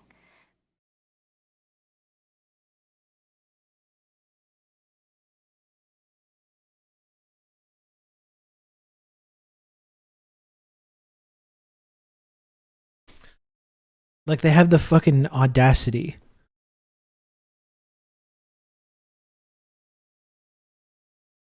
IDF spokesperson says they have no knowledge so far of what happened at the hospital. We're looking into this. I wonder if this is going to warrant an investigation from the Joe Biden administration. An investigation that leads to fucking nothing. And people will believe this. Like, this is what they're saying. Reports suggest that the mass casualty event at the Baptist Hospital in Gaza City was the result of a misfired rocket launch by Hamas. No IDF air activity was reported at the time, and the timing coincided with a salvo of rockets launched at Israel.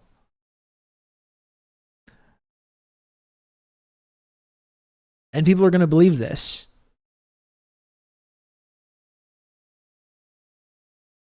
They're just going to accept, they're going to ask people that accept this, and they will. Seriously, are Hamas rockets even capable of doing that kind of damage? These are not like bombs that are made by like Lockheed Martin or whatever other weapons manufacturing contractor, you know? They're not even rockets like the shoulder-fired rockets that we gave to the Mujahideen in Afghanistan. Like, we talk about Norman Finkelstein, who's talked about these rockets and calls them glorified fireworks. With what they have, the ability to launch. That's the only way that, like we've been talking about, that's the only way this like Iron Dome is even able to work, because they're not real weapons. The Iron Dome works to stop bombs that are coming, that are constructed in somebody's garage. That's why there's not going to be any Iron Dome over Ukraine, because won't actually do anything. Because with actual bombs, it actually doesn't have any impact. So they're saying it's one of these rockets or bombs that caused this amount of carnage and destruction.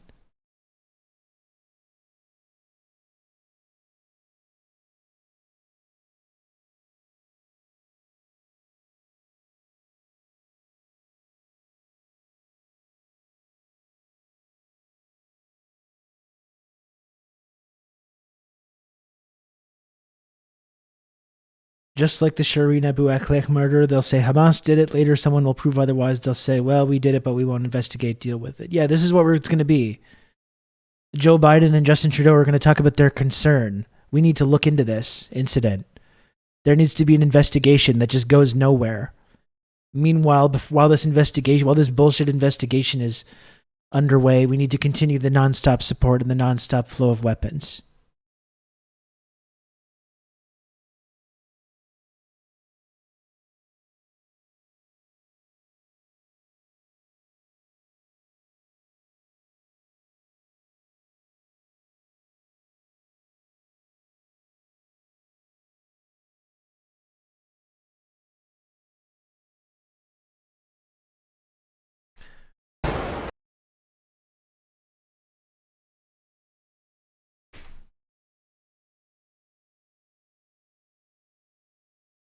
Can I look at this?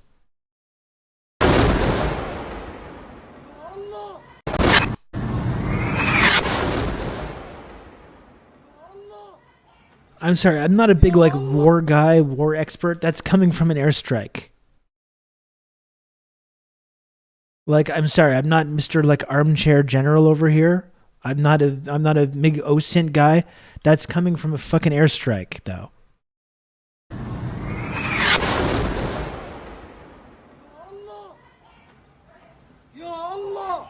Ya Allah, Ya Allah.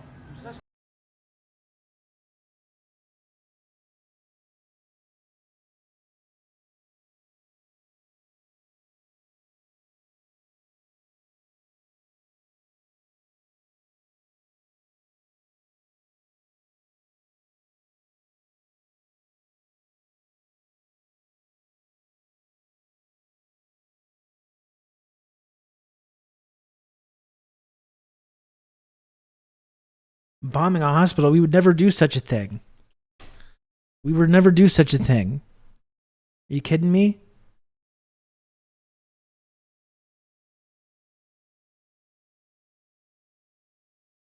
BBC World. Yesterday.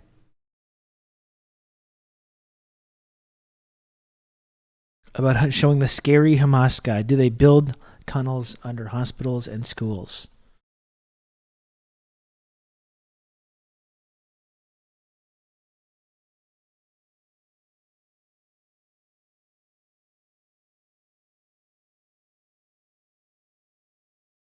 I mean, I'm serious. I'm just, how do we live in a world where this is allowed to happen? Every single one of our political leaders supports this. The nonstop calls for standing with Israel that we've heard over the last 2 weeks. All the institutions, all the just open calls for genocide in the media for 2 weeks.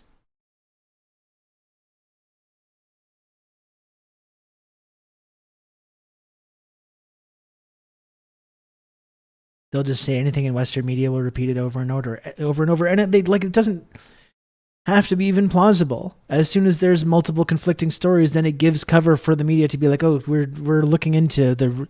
Some say it came from an Israeli airstrike.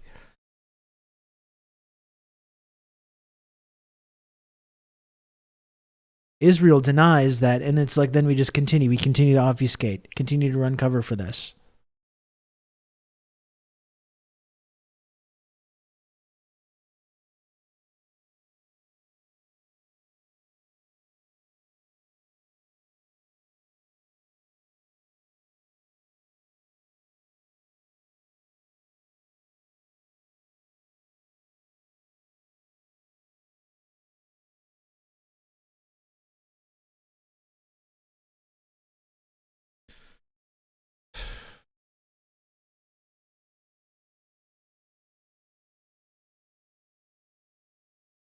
Hospital is where Israel asked the Gazans to go to.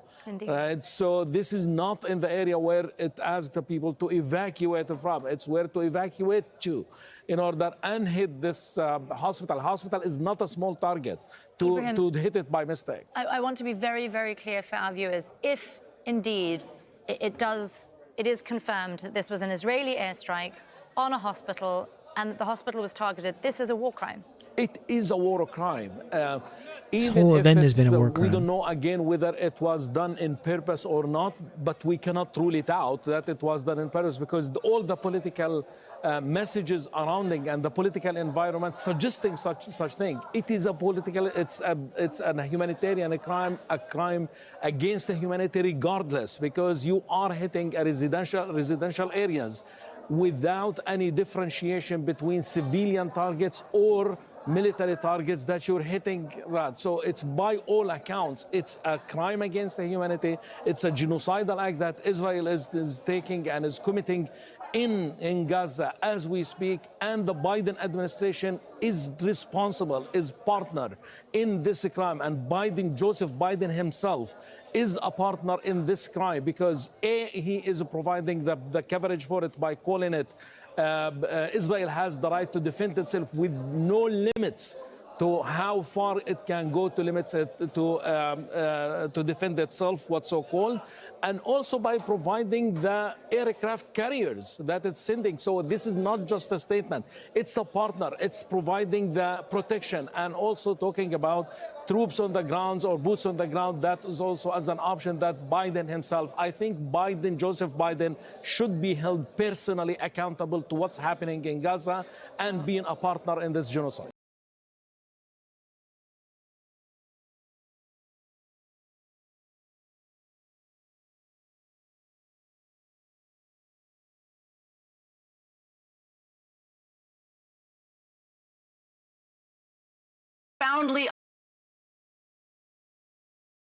Profoundly alarmed by what we are witnessing in Gaza.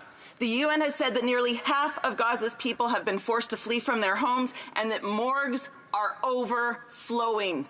This is a humanitarian crisis of extreme proportions. It took almost a week for the minister to start paying attention to the impact this war has had on Palestinians, even though thousands of people have been killed. Israelis and Palestinians have the right to live in peace. Why won't this government stand up for international law and call for a ceasefire? Hear, hear.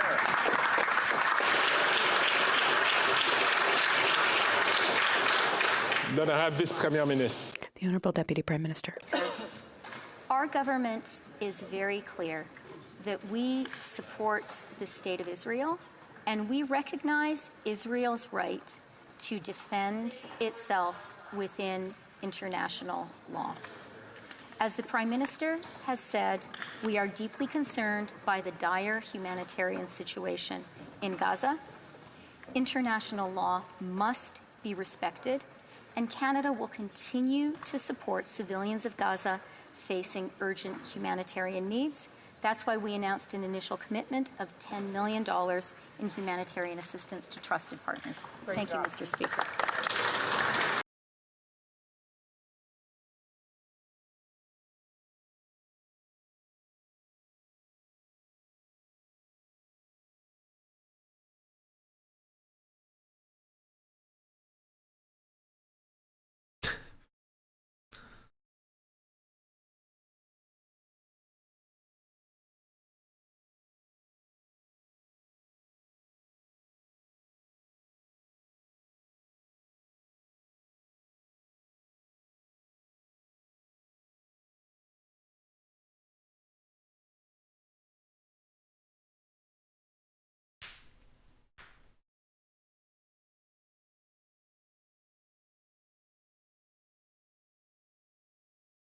I don't know.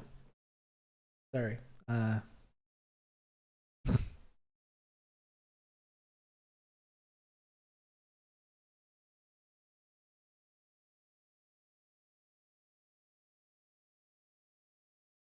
Thank you, Paradis, for the gifted sub.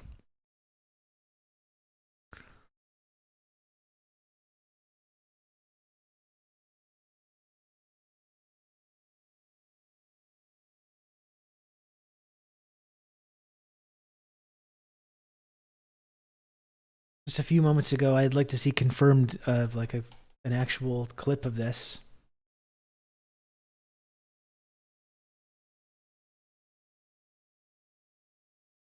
Al Jazeera reports that IDF spokesperson says they'd warned regarding evacuating the Al-Ahli Baptist Hospital as well as 5 other hospitals.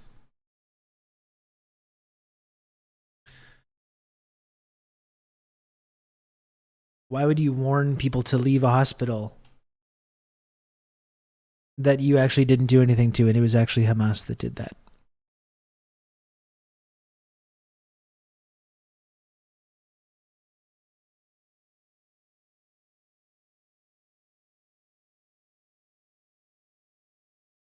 So from we didn't do it to they didn't listen to our warning. I mean, I would like to see the IDF spokesperson clip. I don't know what's going on with this Spectator Index account, if how trustworthy it is.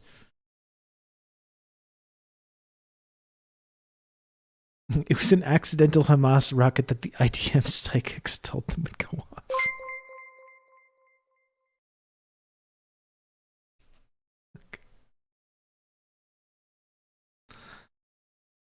Thanks for the streams. Thank you, CJ Dewey. Thank you for that. Thank you for the 420, the $4.20. I appreciate it.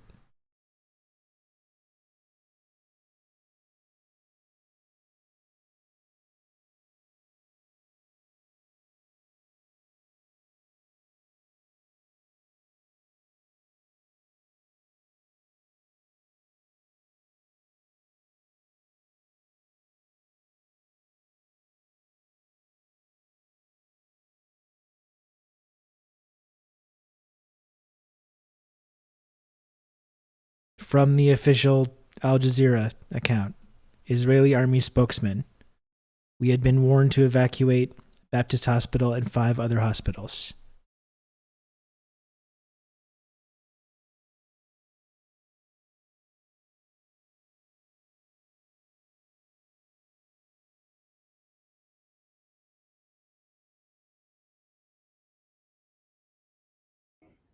Again, we don't have the information on the ground.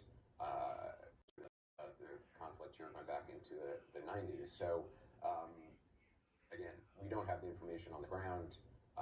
Can't hear this. It remains to be seen exactly what occurred, but it seems a huge civilian loss of life, or a huge loss of life in this hospital.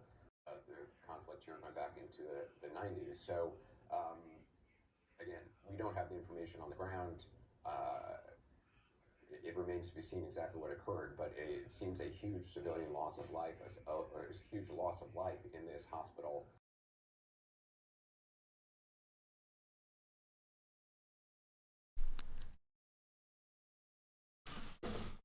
I think we know exactly what happened.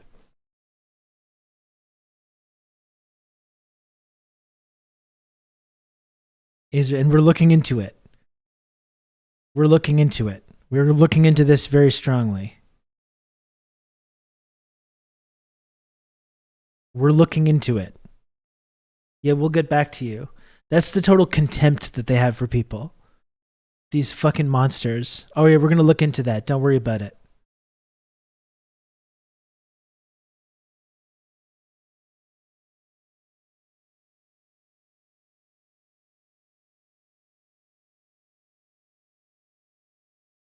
Yeah, we got a bunch of leads on this. We're going to investigate this very, very strongly.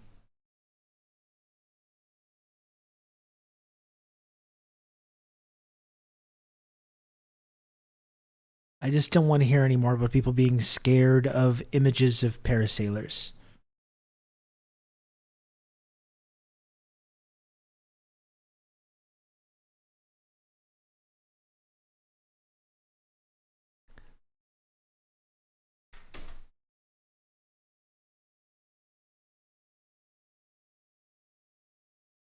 Years ago, there was a vote in Congress for funding for the Iron Dome, and you very publicly were torn, even emotional about your vote, which ultimately was present.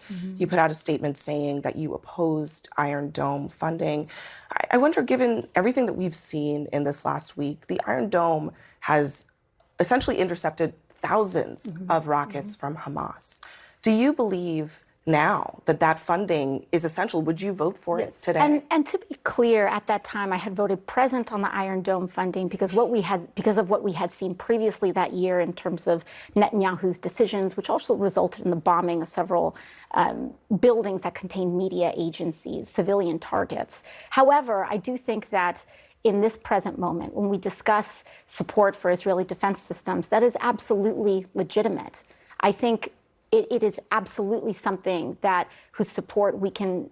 So you would vote yes today if it came to the United States Congress, additional funding for the Iron Dome? I think if it was explicitly around that, I have concerns about white phosphorus. I have concerns about the respect for. I have concerns about white phosphorus. While I'm justifying how I would vote yes for further funding for this fucking genocidal military. And listen, folks, you know it's not my lane to just sit here and talk about what progressive people in the United States government are doing all day and to I'm not on the AOC bad beat.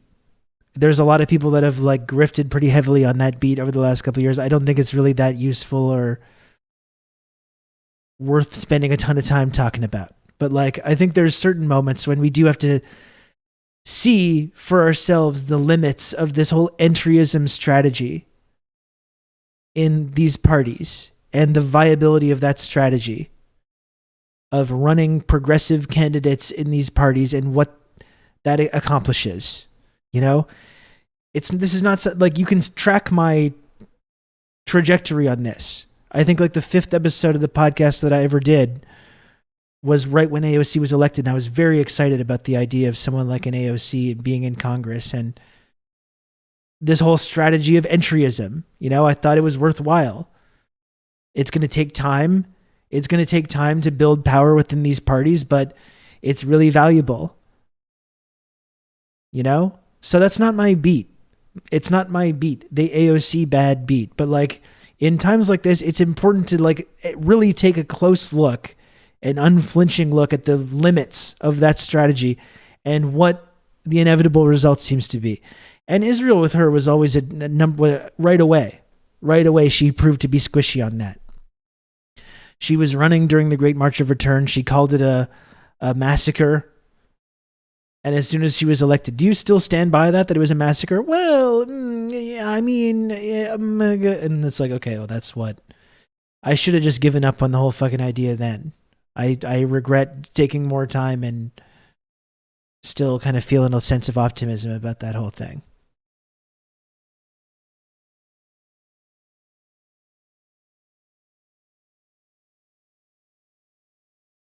That's what I mean, though. I'm not like a fucking Jimmy Dore type that's just going to take every single thing she says and talk about it. But it's in times like this, if you're against what. I keep saying, what's the purpose of trying to appease these people? Do you think the people that accuse her of supporting Hamas are going to be, oh, she said she'd vote for the Iron Dome. She's good now. What is this? Why not just say no? Why not just say no? No, I don't support funding the Iron Dome. No, I don't support any more money going to Israel. Any more money going to their military defense in any way.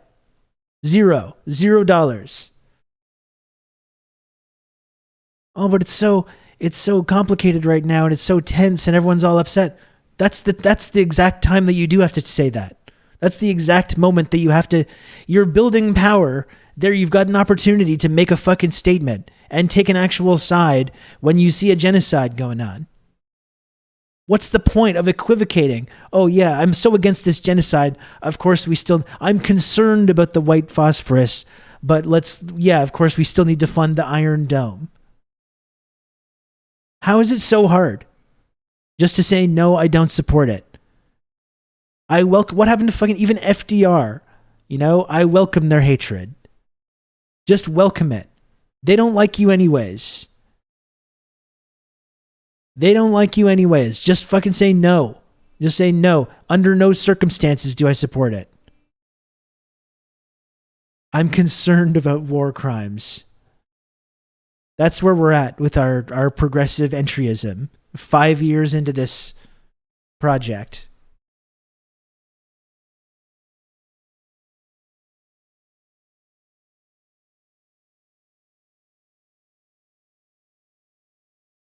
If she goes against the Iron Dome, Pelosi is going to slap her head off. Good.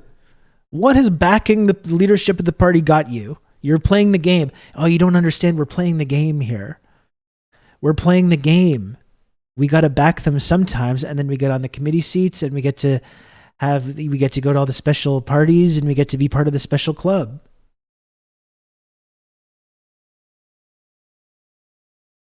What has that got you? Material. What have you accomplished with this strategy of appeasing the leadership of the party? And you don't want to rock the boat too much. We got to back Pelosi on this. We might have someone that's even more right wing coming after Pelosi. You don't want that. What has that got you?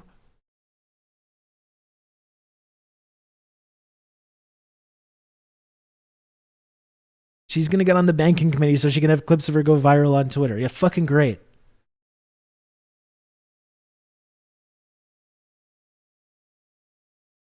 Spell check. Thanks for the 19 months. They'll give us free healthcare if we just support them committing war crimes. Only they won't. That's the ultimate fucking tragedy of it. No, they will not. No, they will not give you healthcare. You don't get shit. They get everything and you get nothing. That's the deal.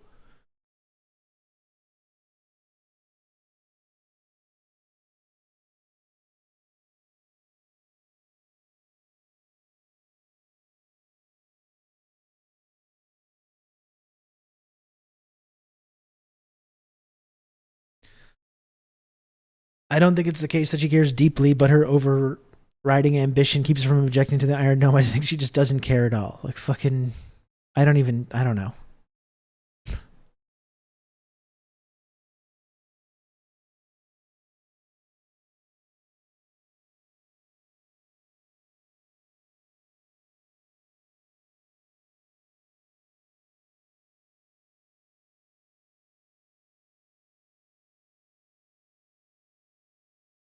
Frankly, I'm starting to agree with some of the conspiracies about her whole origin. Oh, she's just a humble waitress. Just a humble waitress. Humble working class immigrant family. Democratic socialist.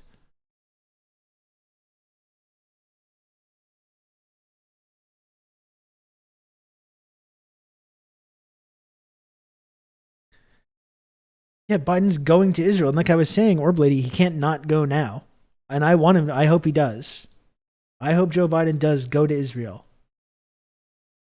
And stands right with Netanyahu for a nice photo op. While they're still pulling bodies out of this fucking hospital.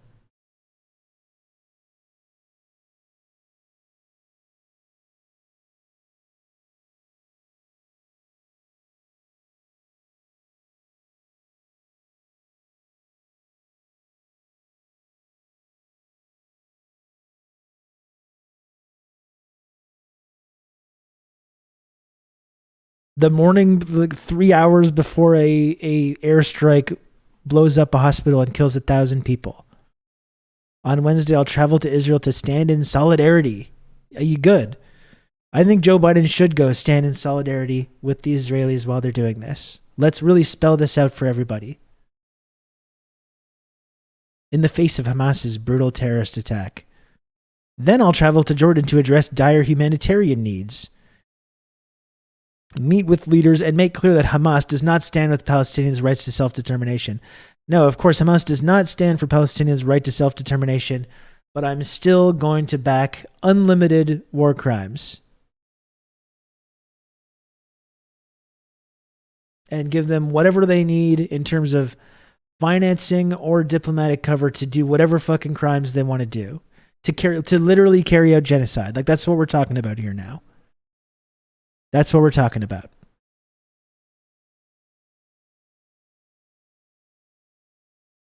I think she's like Fetterman in that she has the veneer of being working class and did do the stuff she said she did, but also was always on a trajectory to political power.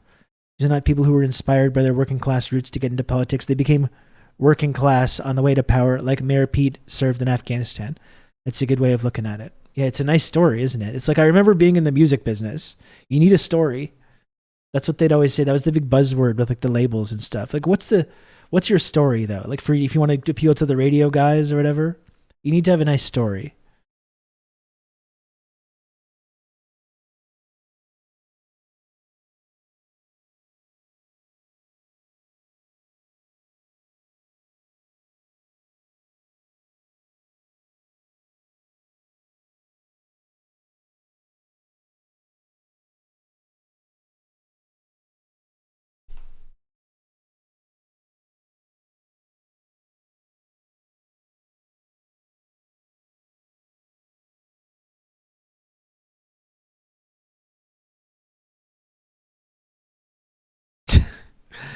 Dementia Biden just not equipped for this. I actually think, on the contrary, I think he's doing a great job right now at his actual job of being the PR man for this genocidal empire that Israel's a part of.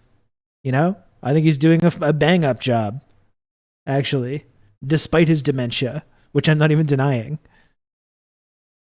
I think, as terms of being a spokesperson for the empire, managing expectations down for everyone that lives in the country while promoting this nonstop violence and escalation towards World War III, I think he's doing a fine job. Being a walking metaphor. In Joe's excitement to high-five, Bibi falls down all the stairs and dies. Well, I will say that Hamas does have the opportunity to do the funniest thing imaginable, but won't say what that is, though. And that's a joke, and it's parody as well, and satire. Would never dream, of course. Of course, I would never dream of you say anything that could be construed as being supportive of anything.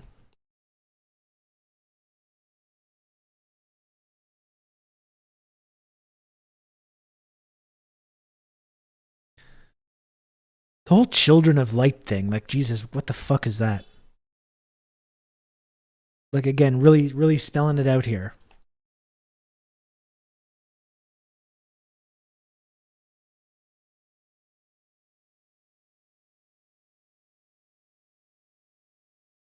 The Children of Light versus the Forces of Darkness, or whatever it is. Can someone link that? I thought I had the bookmark, but I can't seem to find it. Oh, they deleted the tweet. Oh my goodness. Jesus fucking Christ. Here's something that came up before that I think we should look at as well, this perspective. Rallying behind Israel is going to lose. I mean, obviously they're going to lose, because rallying behind Israel just shows that you are still stuck in this old colonialist, imperialist, racist, Western supremacist mentality that the entire global South rejects. And frankly, not just the global South. I mean, there are huge numbers of people in the West itself who reject this. The majority of people on Earth reject this. So you see, you're showing the whole global South, you're showing the whole world that you can't change, that you're the same as you ever were. I think the West, and America in particular, needs to understand that the whole world is seeing you for what you are. Your stance on Palestine makes it starkly obvious to everyone that you are not actually mature or developed enough to deserve a leadership role in world affairs, and certainly not in the affairs of the global South. Certainly not in all of the countries that have been your victims all these years. I mean, there's no repentance on your part. There's no contrition. There's no moral improvement or change in you. You are exactly the same people who wiped out the Native Americans. You're the same people who regarded Africans as subhumans. You're the same people who murdered hundreds of thousands of Japanese civilians in a matter of seconds at Hiroshima and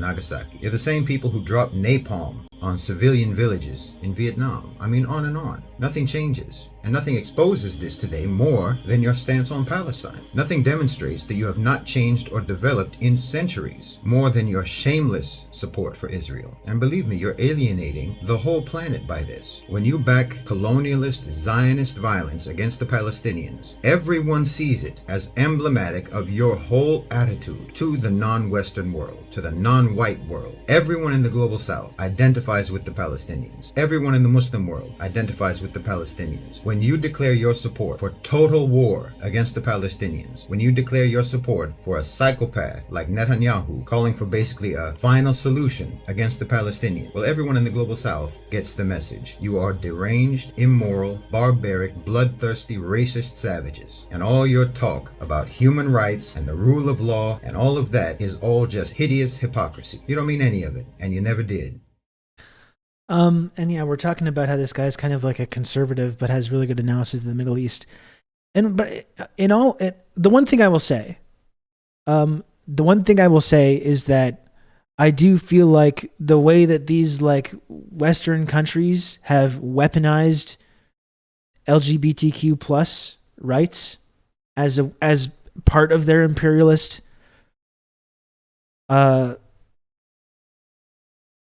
as part of their whole imperialist like hegemony, and weaponize these kinds of rights in order to lecture countries about LGBTQ rights or human rights. You see how as LGBTQ rights have pinkwashed the whole Israeli apartheid system, or have tried to. And you see the same thing, like, oh, you're a queer Palestine supporter, don't you know Hamas would kill you? And of course, Israel is this bastion of freedom for these communities, which is not even true. But I do think like this is the hold two thoughts in your mind at the same time thing. Of course, obviously, we always need to stand with marginalized people, especially the LGBTQ plus community, particularly the trans community right now, which is under this like threat of institutional violence. That's, no squishiness on that issue should be allowed. I think the thing we do need to talk about, though, is the way that this weaponization of these communities, very cynically employed to defend empire, has actually done a disservice to these very communities, because I think it's like provided a sort of ammunition for certain conservative analysts who make correct analysis about foreign policy in the Middle East and empire, and it provides this kind of ammunition for them, which they then turn into this like kind of bullshit about Western excess and depravity and that kind of stuff. So we don't need to agree with that, and we shouldn't, and we won't, and we're going to continue to stand with these communities. We do need to stop allowing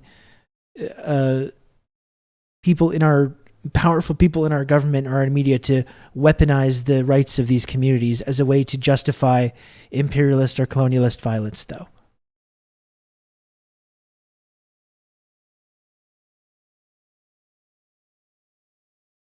I mean, in the same way that like anti-Semitism has been weaponized to defend Israel, it does a disservice to Jewish people. It makes it harder to talk about anti-Semitism. It empowers fascists and actual anti-Semites. When this is cynically deployed, like we talked about the Corbyn thing, the way that they cynically use the idea of anti-Semitism to destroy Corbyn and his movement. That hurts Jewish people in the same way that's weaponizing LGBTQ plus rights hurts gay and bi and trans and intersex people and everyone that's part of that community.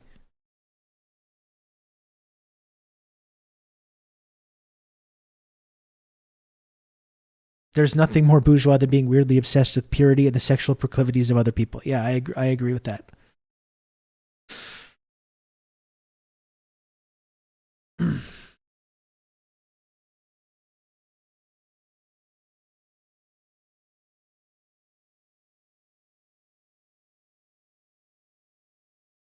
Yeah, we looked at the Anderson Cooper clip already.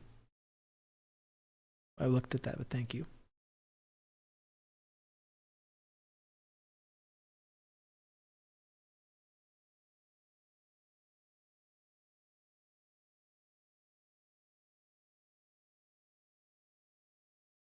There's a whole conversation with Norman Finkelstein that I want to watch, but I'm going to keep that for tomorrow because I've got to go in about 30 minutes. So I'll keep that till tomorrow. See what else we can do.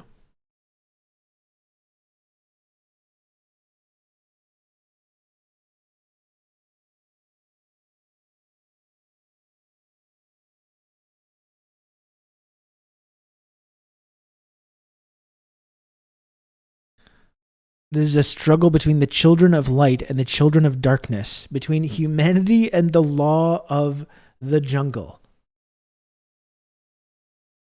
Like, you couldn't make it more clear.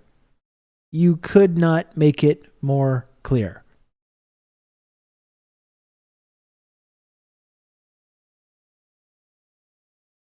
And yeah, like someone sent this a while back, straight out of the Nazi manifesto from Himmler.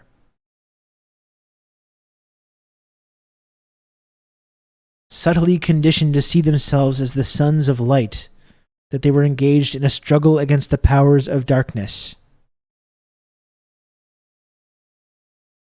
Like, you have literally Netanyahu whitewashing Hitler and doing Hitler apologia. So that's the next phase of that. That's the logical next step.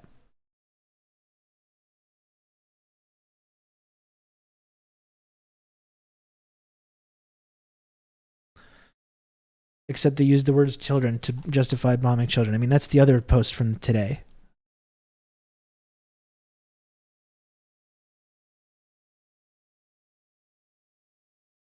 Like, they have the fucking audacity.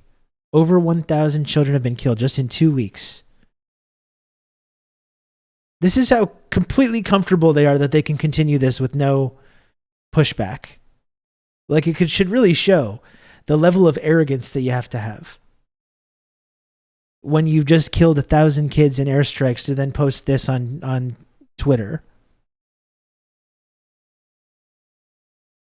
Lodane, thank you very much for the 35 months very soon to the new badge. Thank you for everything, Lodane. Yeah, and the Netanyahu quote said, children of darkness. The day that you bomb a hospital and kill 1,000 people.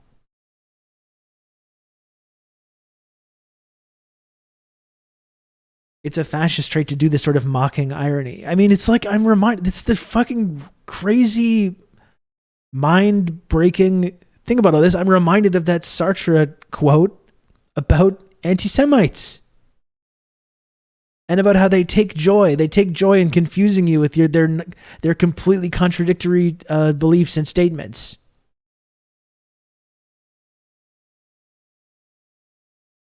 Like, it used to be, I feel like it used to be sort of an uncomfortable subject to compare Israel to the Nazis, but it's like, what the fuck are you supposed to do at this point? Are you really supposed to just deny that link now?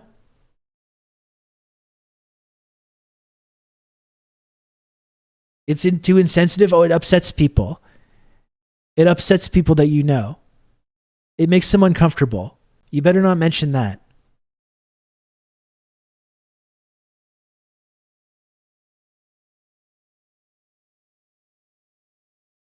Zionism got its power from British imperialism and its ideology from German nationalism. It's a fact.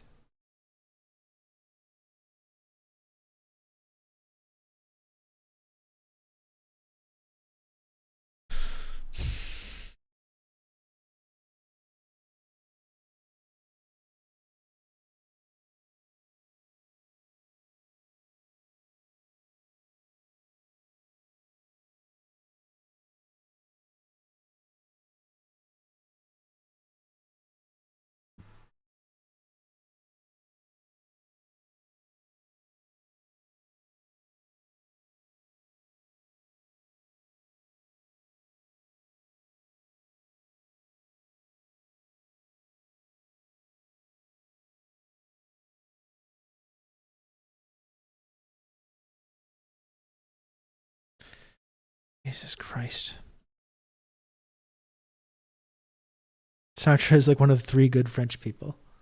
There's actually that great line in Battle for Algeria, or the Battle of Algiers. Excuse me. Where the French commando says that. He's like, why is it always their side that has the Sartres? Battle of Algiers is absolutely mandatory viewing.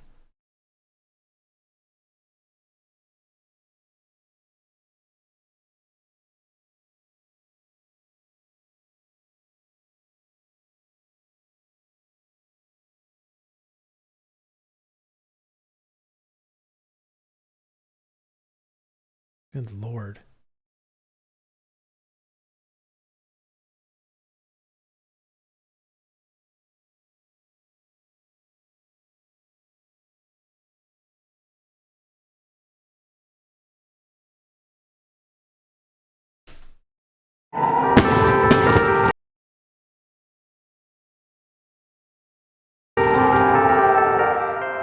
The Palestinian militant group Hamas has carried out brutal acts of terror against Israeli civilians, and Israeli and American leaders are always keen to tell us how dangerous and evil Hamas is. The inhumanity of Hamas. I have no sympathy for Hamas. That keep shelling Israel with thousands of rockets and mortar shells. But what if I told you that Israel helped create Hamas? And you see what Mehdi Hassan has gotten for trying to play ball with the establishment so we can get on an MSNBC show. That's what you get.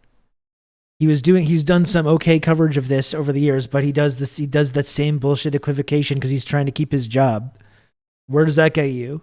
Oh, you get taken off the air because you can't have a Muslim guy on TV right now making these cases? Yeah, good job.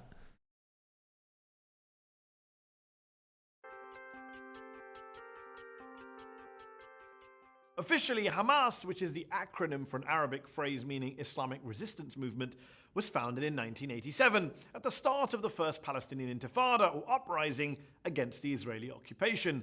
But its roots were planted much earlier. The Hamas founder Sheikh Ahmed Yassin was a half-blind, disabled Palestinian cleric and member of the Muslim Brotherhood.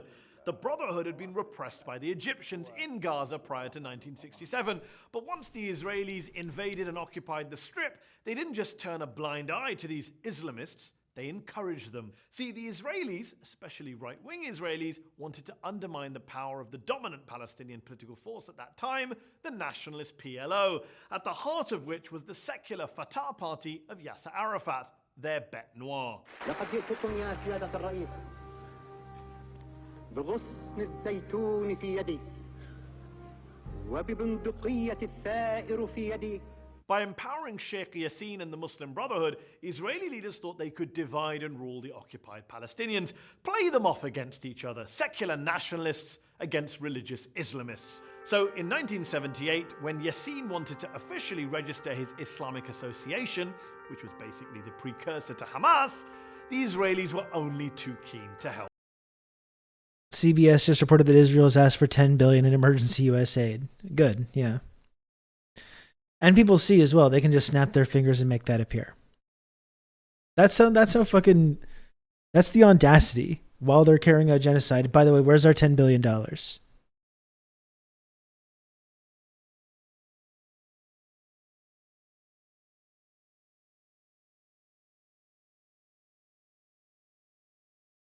Yassin built and grew a network of Islamist social institutions across Gaza, including schools and clubs and mosques, and Israel helped fund some of those projects. Most American politicians have no clue about any of this, although the former Republican Congressman Ron Paul once made this point on the floor of the House. Hamas was encouraged and really started by Israel because they wanted Hamas to counteract Yasser Arafat. Every now and then he had a big W, Ron Paul. That's the whole thing. That's why people got pulled into that movement. That's why people got pulled into that movement, because every now and then Ron Paul would say something that was so fucking true. People would be like, damn, this is something to this guy. Arafat himself told an Italian newspaper, quote, Hamas is a creature of Israel. He even claimed that former Israeli Prime Minister Yitzhak Rabin admitted as much to him, calling it a fatal error. Now, you might be wondering, why should I believe mad Ron Paul or the famously shady Yasser Arafat? Well, you don't have to. You can believe top Israeli and US officials who've basically owned up to all this. Brigadier Yitzhak Segev, for example, who was the Israeli military governor in Gaza, and later told a New York Times reporter that he helped finance the Islamic movement. The Israeli government gave me a budget, he said, and the military government gives to the mosques. Colonel David Hakam, who worked in Gaza in the late 1980s as an Arab affairs expert in the Israeli military, has admitted that the original sin was Israeli support for Yassin in the late 70s. But at the time, he has argued, nobody thought about the possible results. Well, Avner Cohen did. Cohen was the Israeli official who was responsible for religious affairs in Gaza for more than 2 decades, and who now says, quote, "Hamas, to my great regret, is Israel's creation." Yeah, Cohen's words. Yeah, same thing, carrier wave. We've talked about that phenomenon a lot, haven't we? Warning them not to play divide and rule in the occupied territories, and calling on Israel to, quote, "break up this monster before this reality jumps in our face." But no one else on the Israeli side really took the possibility of blowback seriously at that time. They never do they? Hamas has since killed far more Israeli civilians than any secular Palestinian militant group, and its leaders have been pretty viciously anti-Israeli and even anti-Semitic in their rhetoric. لن نعترف بإسرائيل. لا مكان لكم بيننا ولا مستقبل لكم بين الأمم إنكم إلى زوال. Sheikh Yassin would eventually be assassinated by an Israeli airstrike in Gaza. Sheikh Yassin and its organization, the Hamas, are responsible to the killings of more than 400 Israelis. So the question shouldn't be why now. I think it should be why not before. Why not before? Well, because before, Israel was actually nudging and winking at Yassin and co., building them up as a rival to Arafat's Fatah. The die was cast for blowback. Blowback, incidentally, that they decided to double down on when they assassinated Yassin. You can hear the crowds chanting for Hamas, and any idea that this operation would actually suppress or diminish that organization seems to be ill-judged. The inconvenient truth is that Hamas is in part a creature of Israel's own making, an enemy that Israel spent more than 20 years helping to build up. In the same way that Putin is a creature of the West making as well. The past 20 years, that is, trying to bomb, besiege, and blockade out of existence. Yeah, they're still, like Red Scary is pointing out, they really are trying to blame Hamas on this hospital bombing. Yeah, do you think we would bomb a hospital, the country that's killed 1,000 people in the last week and a half? Us? Really? The people that have been nonstop bombarding Gaza and have killed thousands of people? No, we would never do such a thing. It must have been Hamas. And people will just be like, yeah, there's, like I said, people will either believe it or it gives people the cover to say, like some are saying, do that whole kind of thing, obfuscation. The 3 Gaza wars fought Some by are Israel saying, against Hamas since 2008 killed around 2,000 Palestinian civilians and 12 Israeli civilians. That's the real human cost of blowback. David Long, a former Middle East expert at the US State Department under Ronald Reagan, told journalist Robert Dreyfus, "I thought the Israelis were playing with fire. I didn't realize they'd end up creating a monster." Thank you. But I Oh, don't sorry think for we ought 21 to months. mess around with potential fanatics. It's a lesson both the Israelis and the Americans. Yeah, if they've been telling doctors or even the IDF troops to evacuate that hospital, it's a premeditated crime. Palestinians and Israelis continue to lose their lives as a result.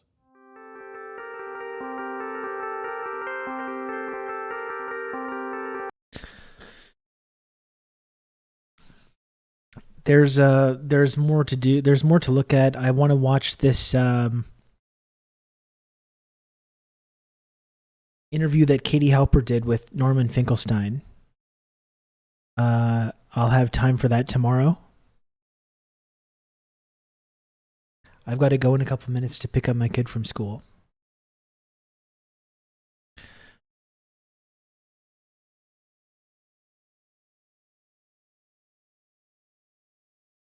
We'll have to save that one for next time, Dr. Maggot.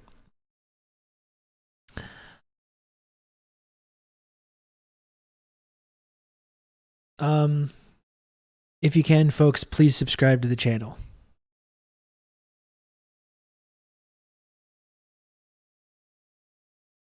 There's probably a lot better things that you can be spending your money on at the moment. So I'm not going to I'm not going to crack the whip on here. I don't know. The only way I can do this show is if people subscribe. If you can, please subscribe to this program.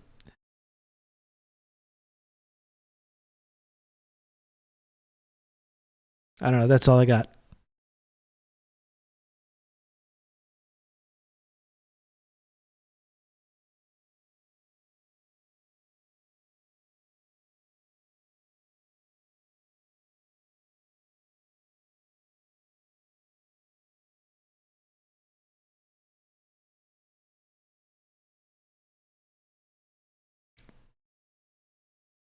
Anon, thank you for 10 gifted subs. That's extremely kind of you.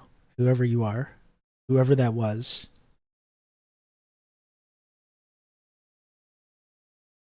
Is very much appreciated. Thank you, Anon. I gave all my Bitcoin for Hamas.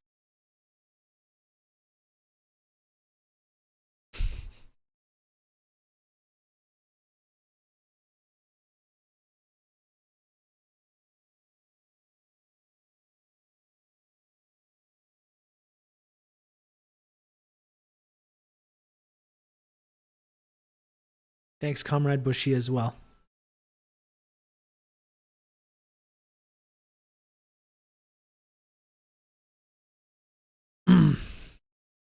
Amazing how fast they went through. We have no knowledge of the bombing. Actually, it was Hamas, dude. We warned them to evacuate. Well, according to Red Scary, they're sticking on the Hamas thing.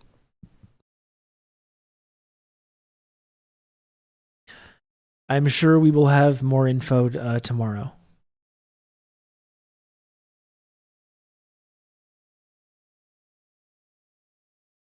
Did I say thank you to Comrade Bushy? Comrade Bushy, thank you.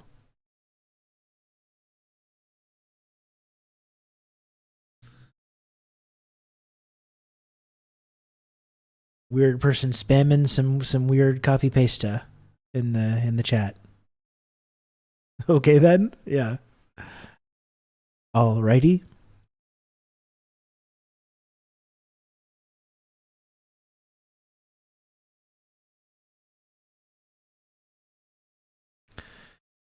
Thanks for the stream today, Rob. I feel so sad and desperate, but ultimately powerless. The community gives me hope that there's so many more people like us out there. All love to this community. Thank you, Up the Reds. I appreciate it. It's been the same for me. It's given me a lot of encouragement at this time, and it's like worth pointing out as well. It's like we're not like look at all the people that are out protesting for Palestine that have not been deterred from day one. Thousands of people all over the world out there day one, no matter what it's being made illegal. People are saying these protests support terrorism. These protesters support Hamas. People are going out. You know, we're not alone. In fact, we're the majority. We're the decent people that understand correctly, like what this scenario is about. We're in the majority as much as it can feel like the opposite sometimes. Not just in Canada and the US as well, around the world, especially in the developing world, the global south. They know exactly, like we were watching in that clip, like people in these countries, these formerly or currently colonized countries or occupied countries know full well about this dynamic. Protesters attacking the Israeli embassy in Jordan, like even in these places like Ali Abumila was talking about these Arab countries run by traitors. Like even the people in these nations where their leadership have become dependent on U.S. aid.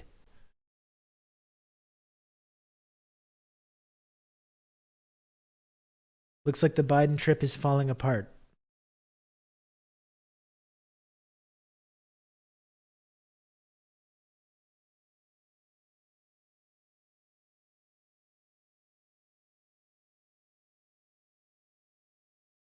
Even Abbas, isn't Abbas just totally a fucking corrupt clown as well, right?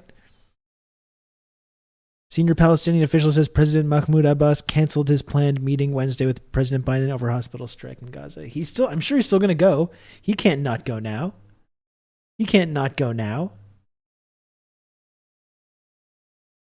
I think he should go. I think all our political leaders should go and take a smiling picture with Netanyahu right in the fucking crater of the hospital.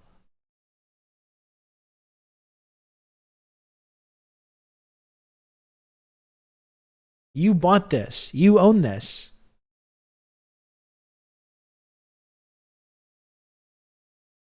A nice tight cluster. Yeah, we had seen the tweet before about the IDF spokesperson say they'd warned about this hospital, evacuating the hospital. Biden's smiling next to hundreds of dead children in Gaza. You might as well. Like, this is what I can't stand, the fucking cowardice of this nonstop. We stand with Israel's right to defend itself. We're with Israel 100% against against Hamas's terror. And then being like, oh, but when kids die, we think it makes us very sad. Oh, it makes us very sad. No, if you're going to pay for bombs that go and kill kids and blow up hospitals, then go and own it. Like, don't be a coward.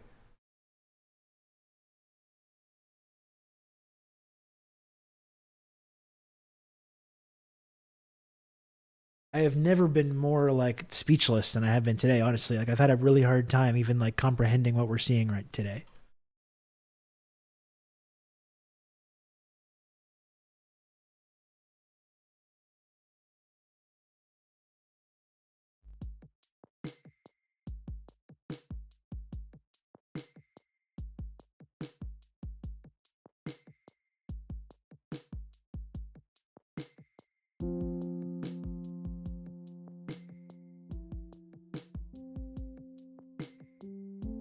Like, what the fuck is this?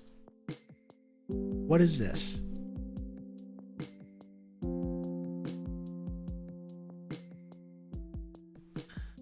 Pentagon Deputy Press Secretary Sabrina Singh says Hamas, quote, are putting their command and control units inside hospitals without offering evidence. Declines to address Al-Ali hospital bombing. But like, which is it though? Are they putting their fighters and military stuff in these hospitals and schools, or did they blow up the schools themselves? Like, which is it? Which is it? Do they have tunnels under hospitals where they're storing bombs and missiles and they're bringing hostages? Or did they blow up the hospital themselves? Like, find a story and stick to it. I'm not a big expert on like doing war crimes or anything, but like, that would be what I think you should do in that case. Find a fucking story and stick to it. Yeah, so the line is that they bombed their own fighters. That's right. They had people in the hospital, and they also accidentally blew up the hospital in an unrelated incident.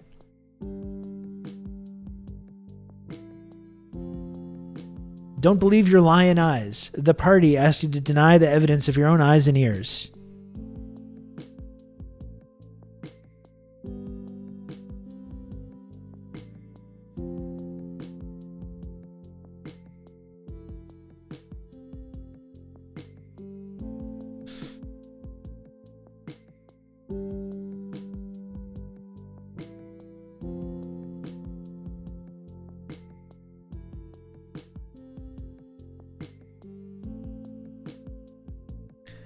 Last chance if anyone feels like subscribing to this program. Again, like, I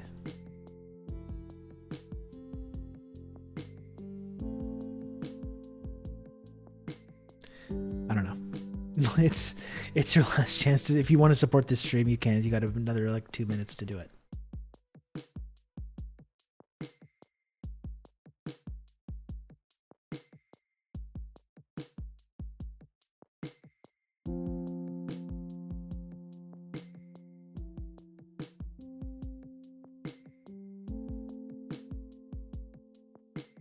I ain't no big-time city-slicking war crime committer.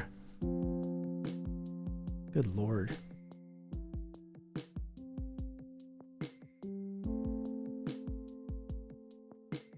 We'll have more info about this tomorrow. I would like to watch that Norman Finkelstein interview with Katie Halper.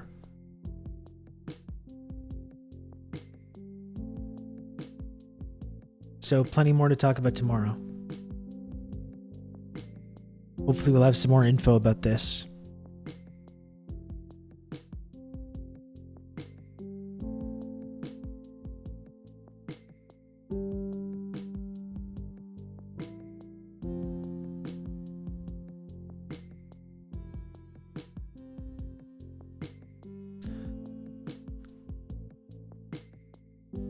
Also, it is still a war crime to bomb a hospital if enemy combatants are in it. And I mean, that should go without saying, but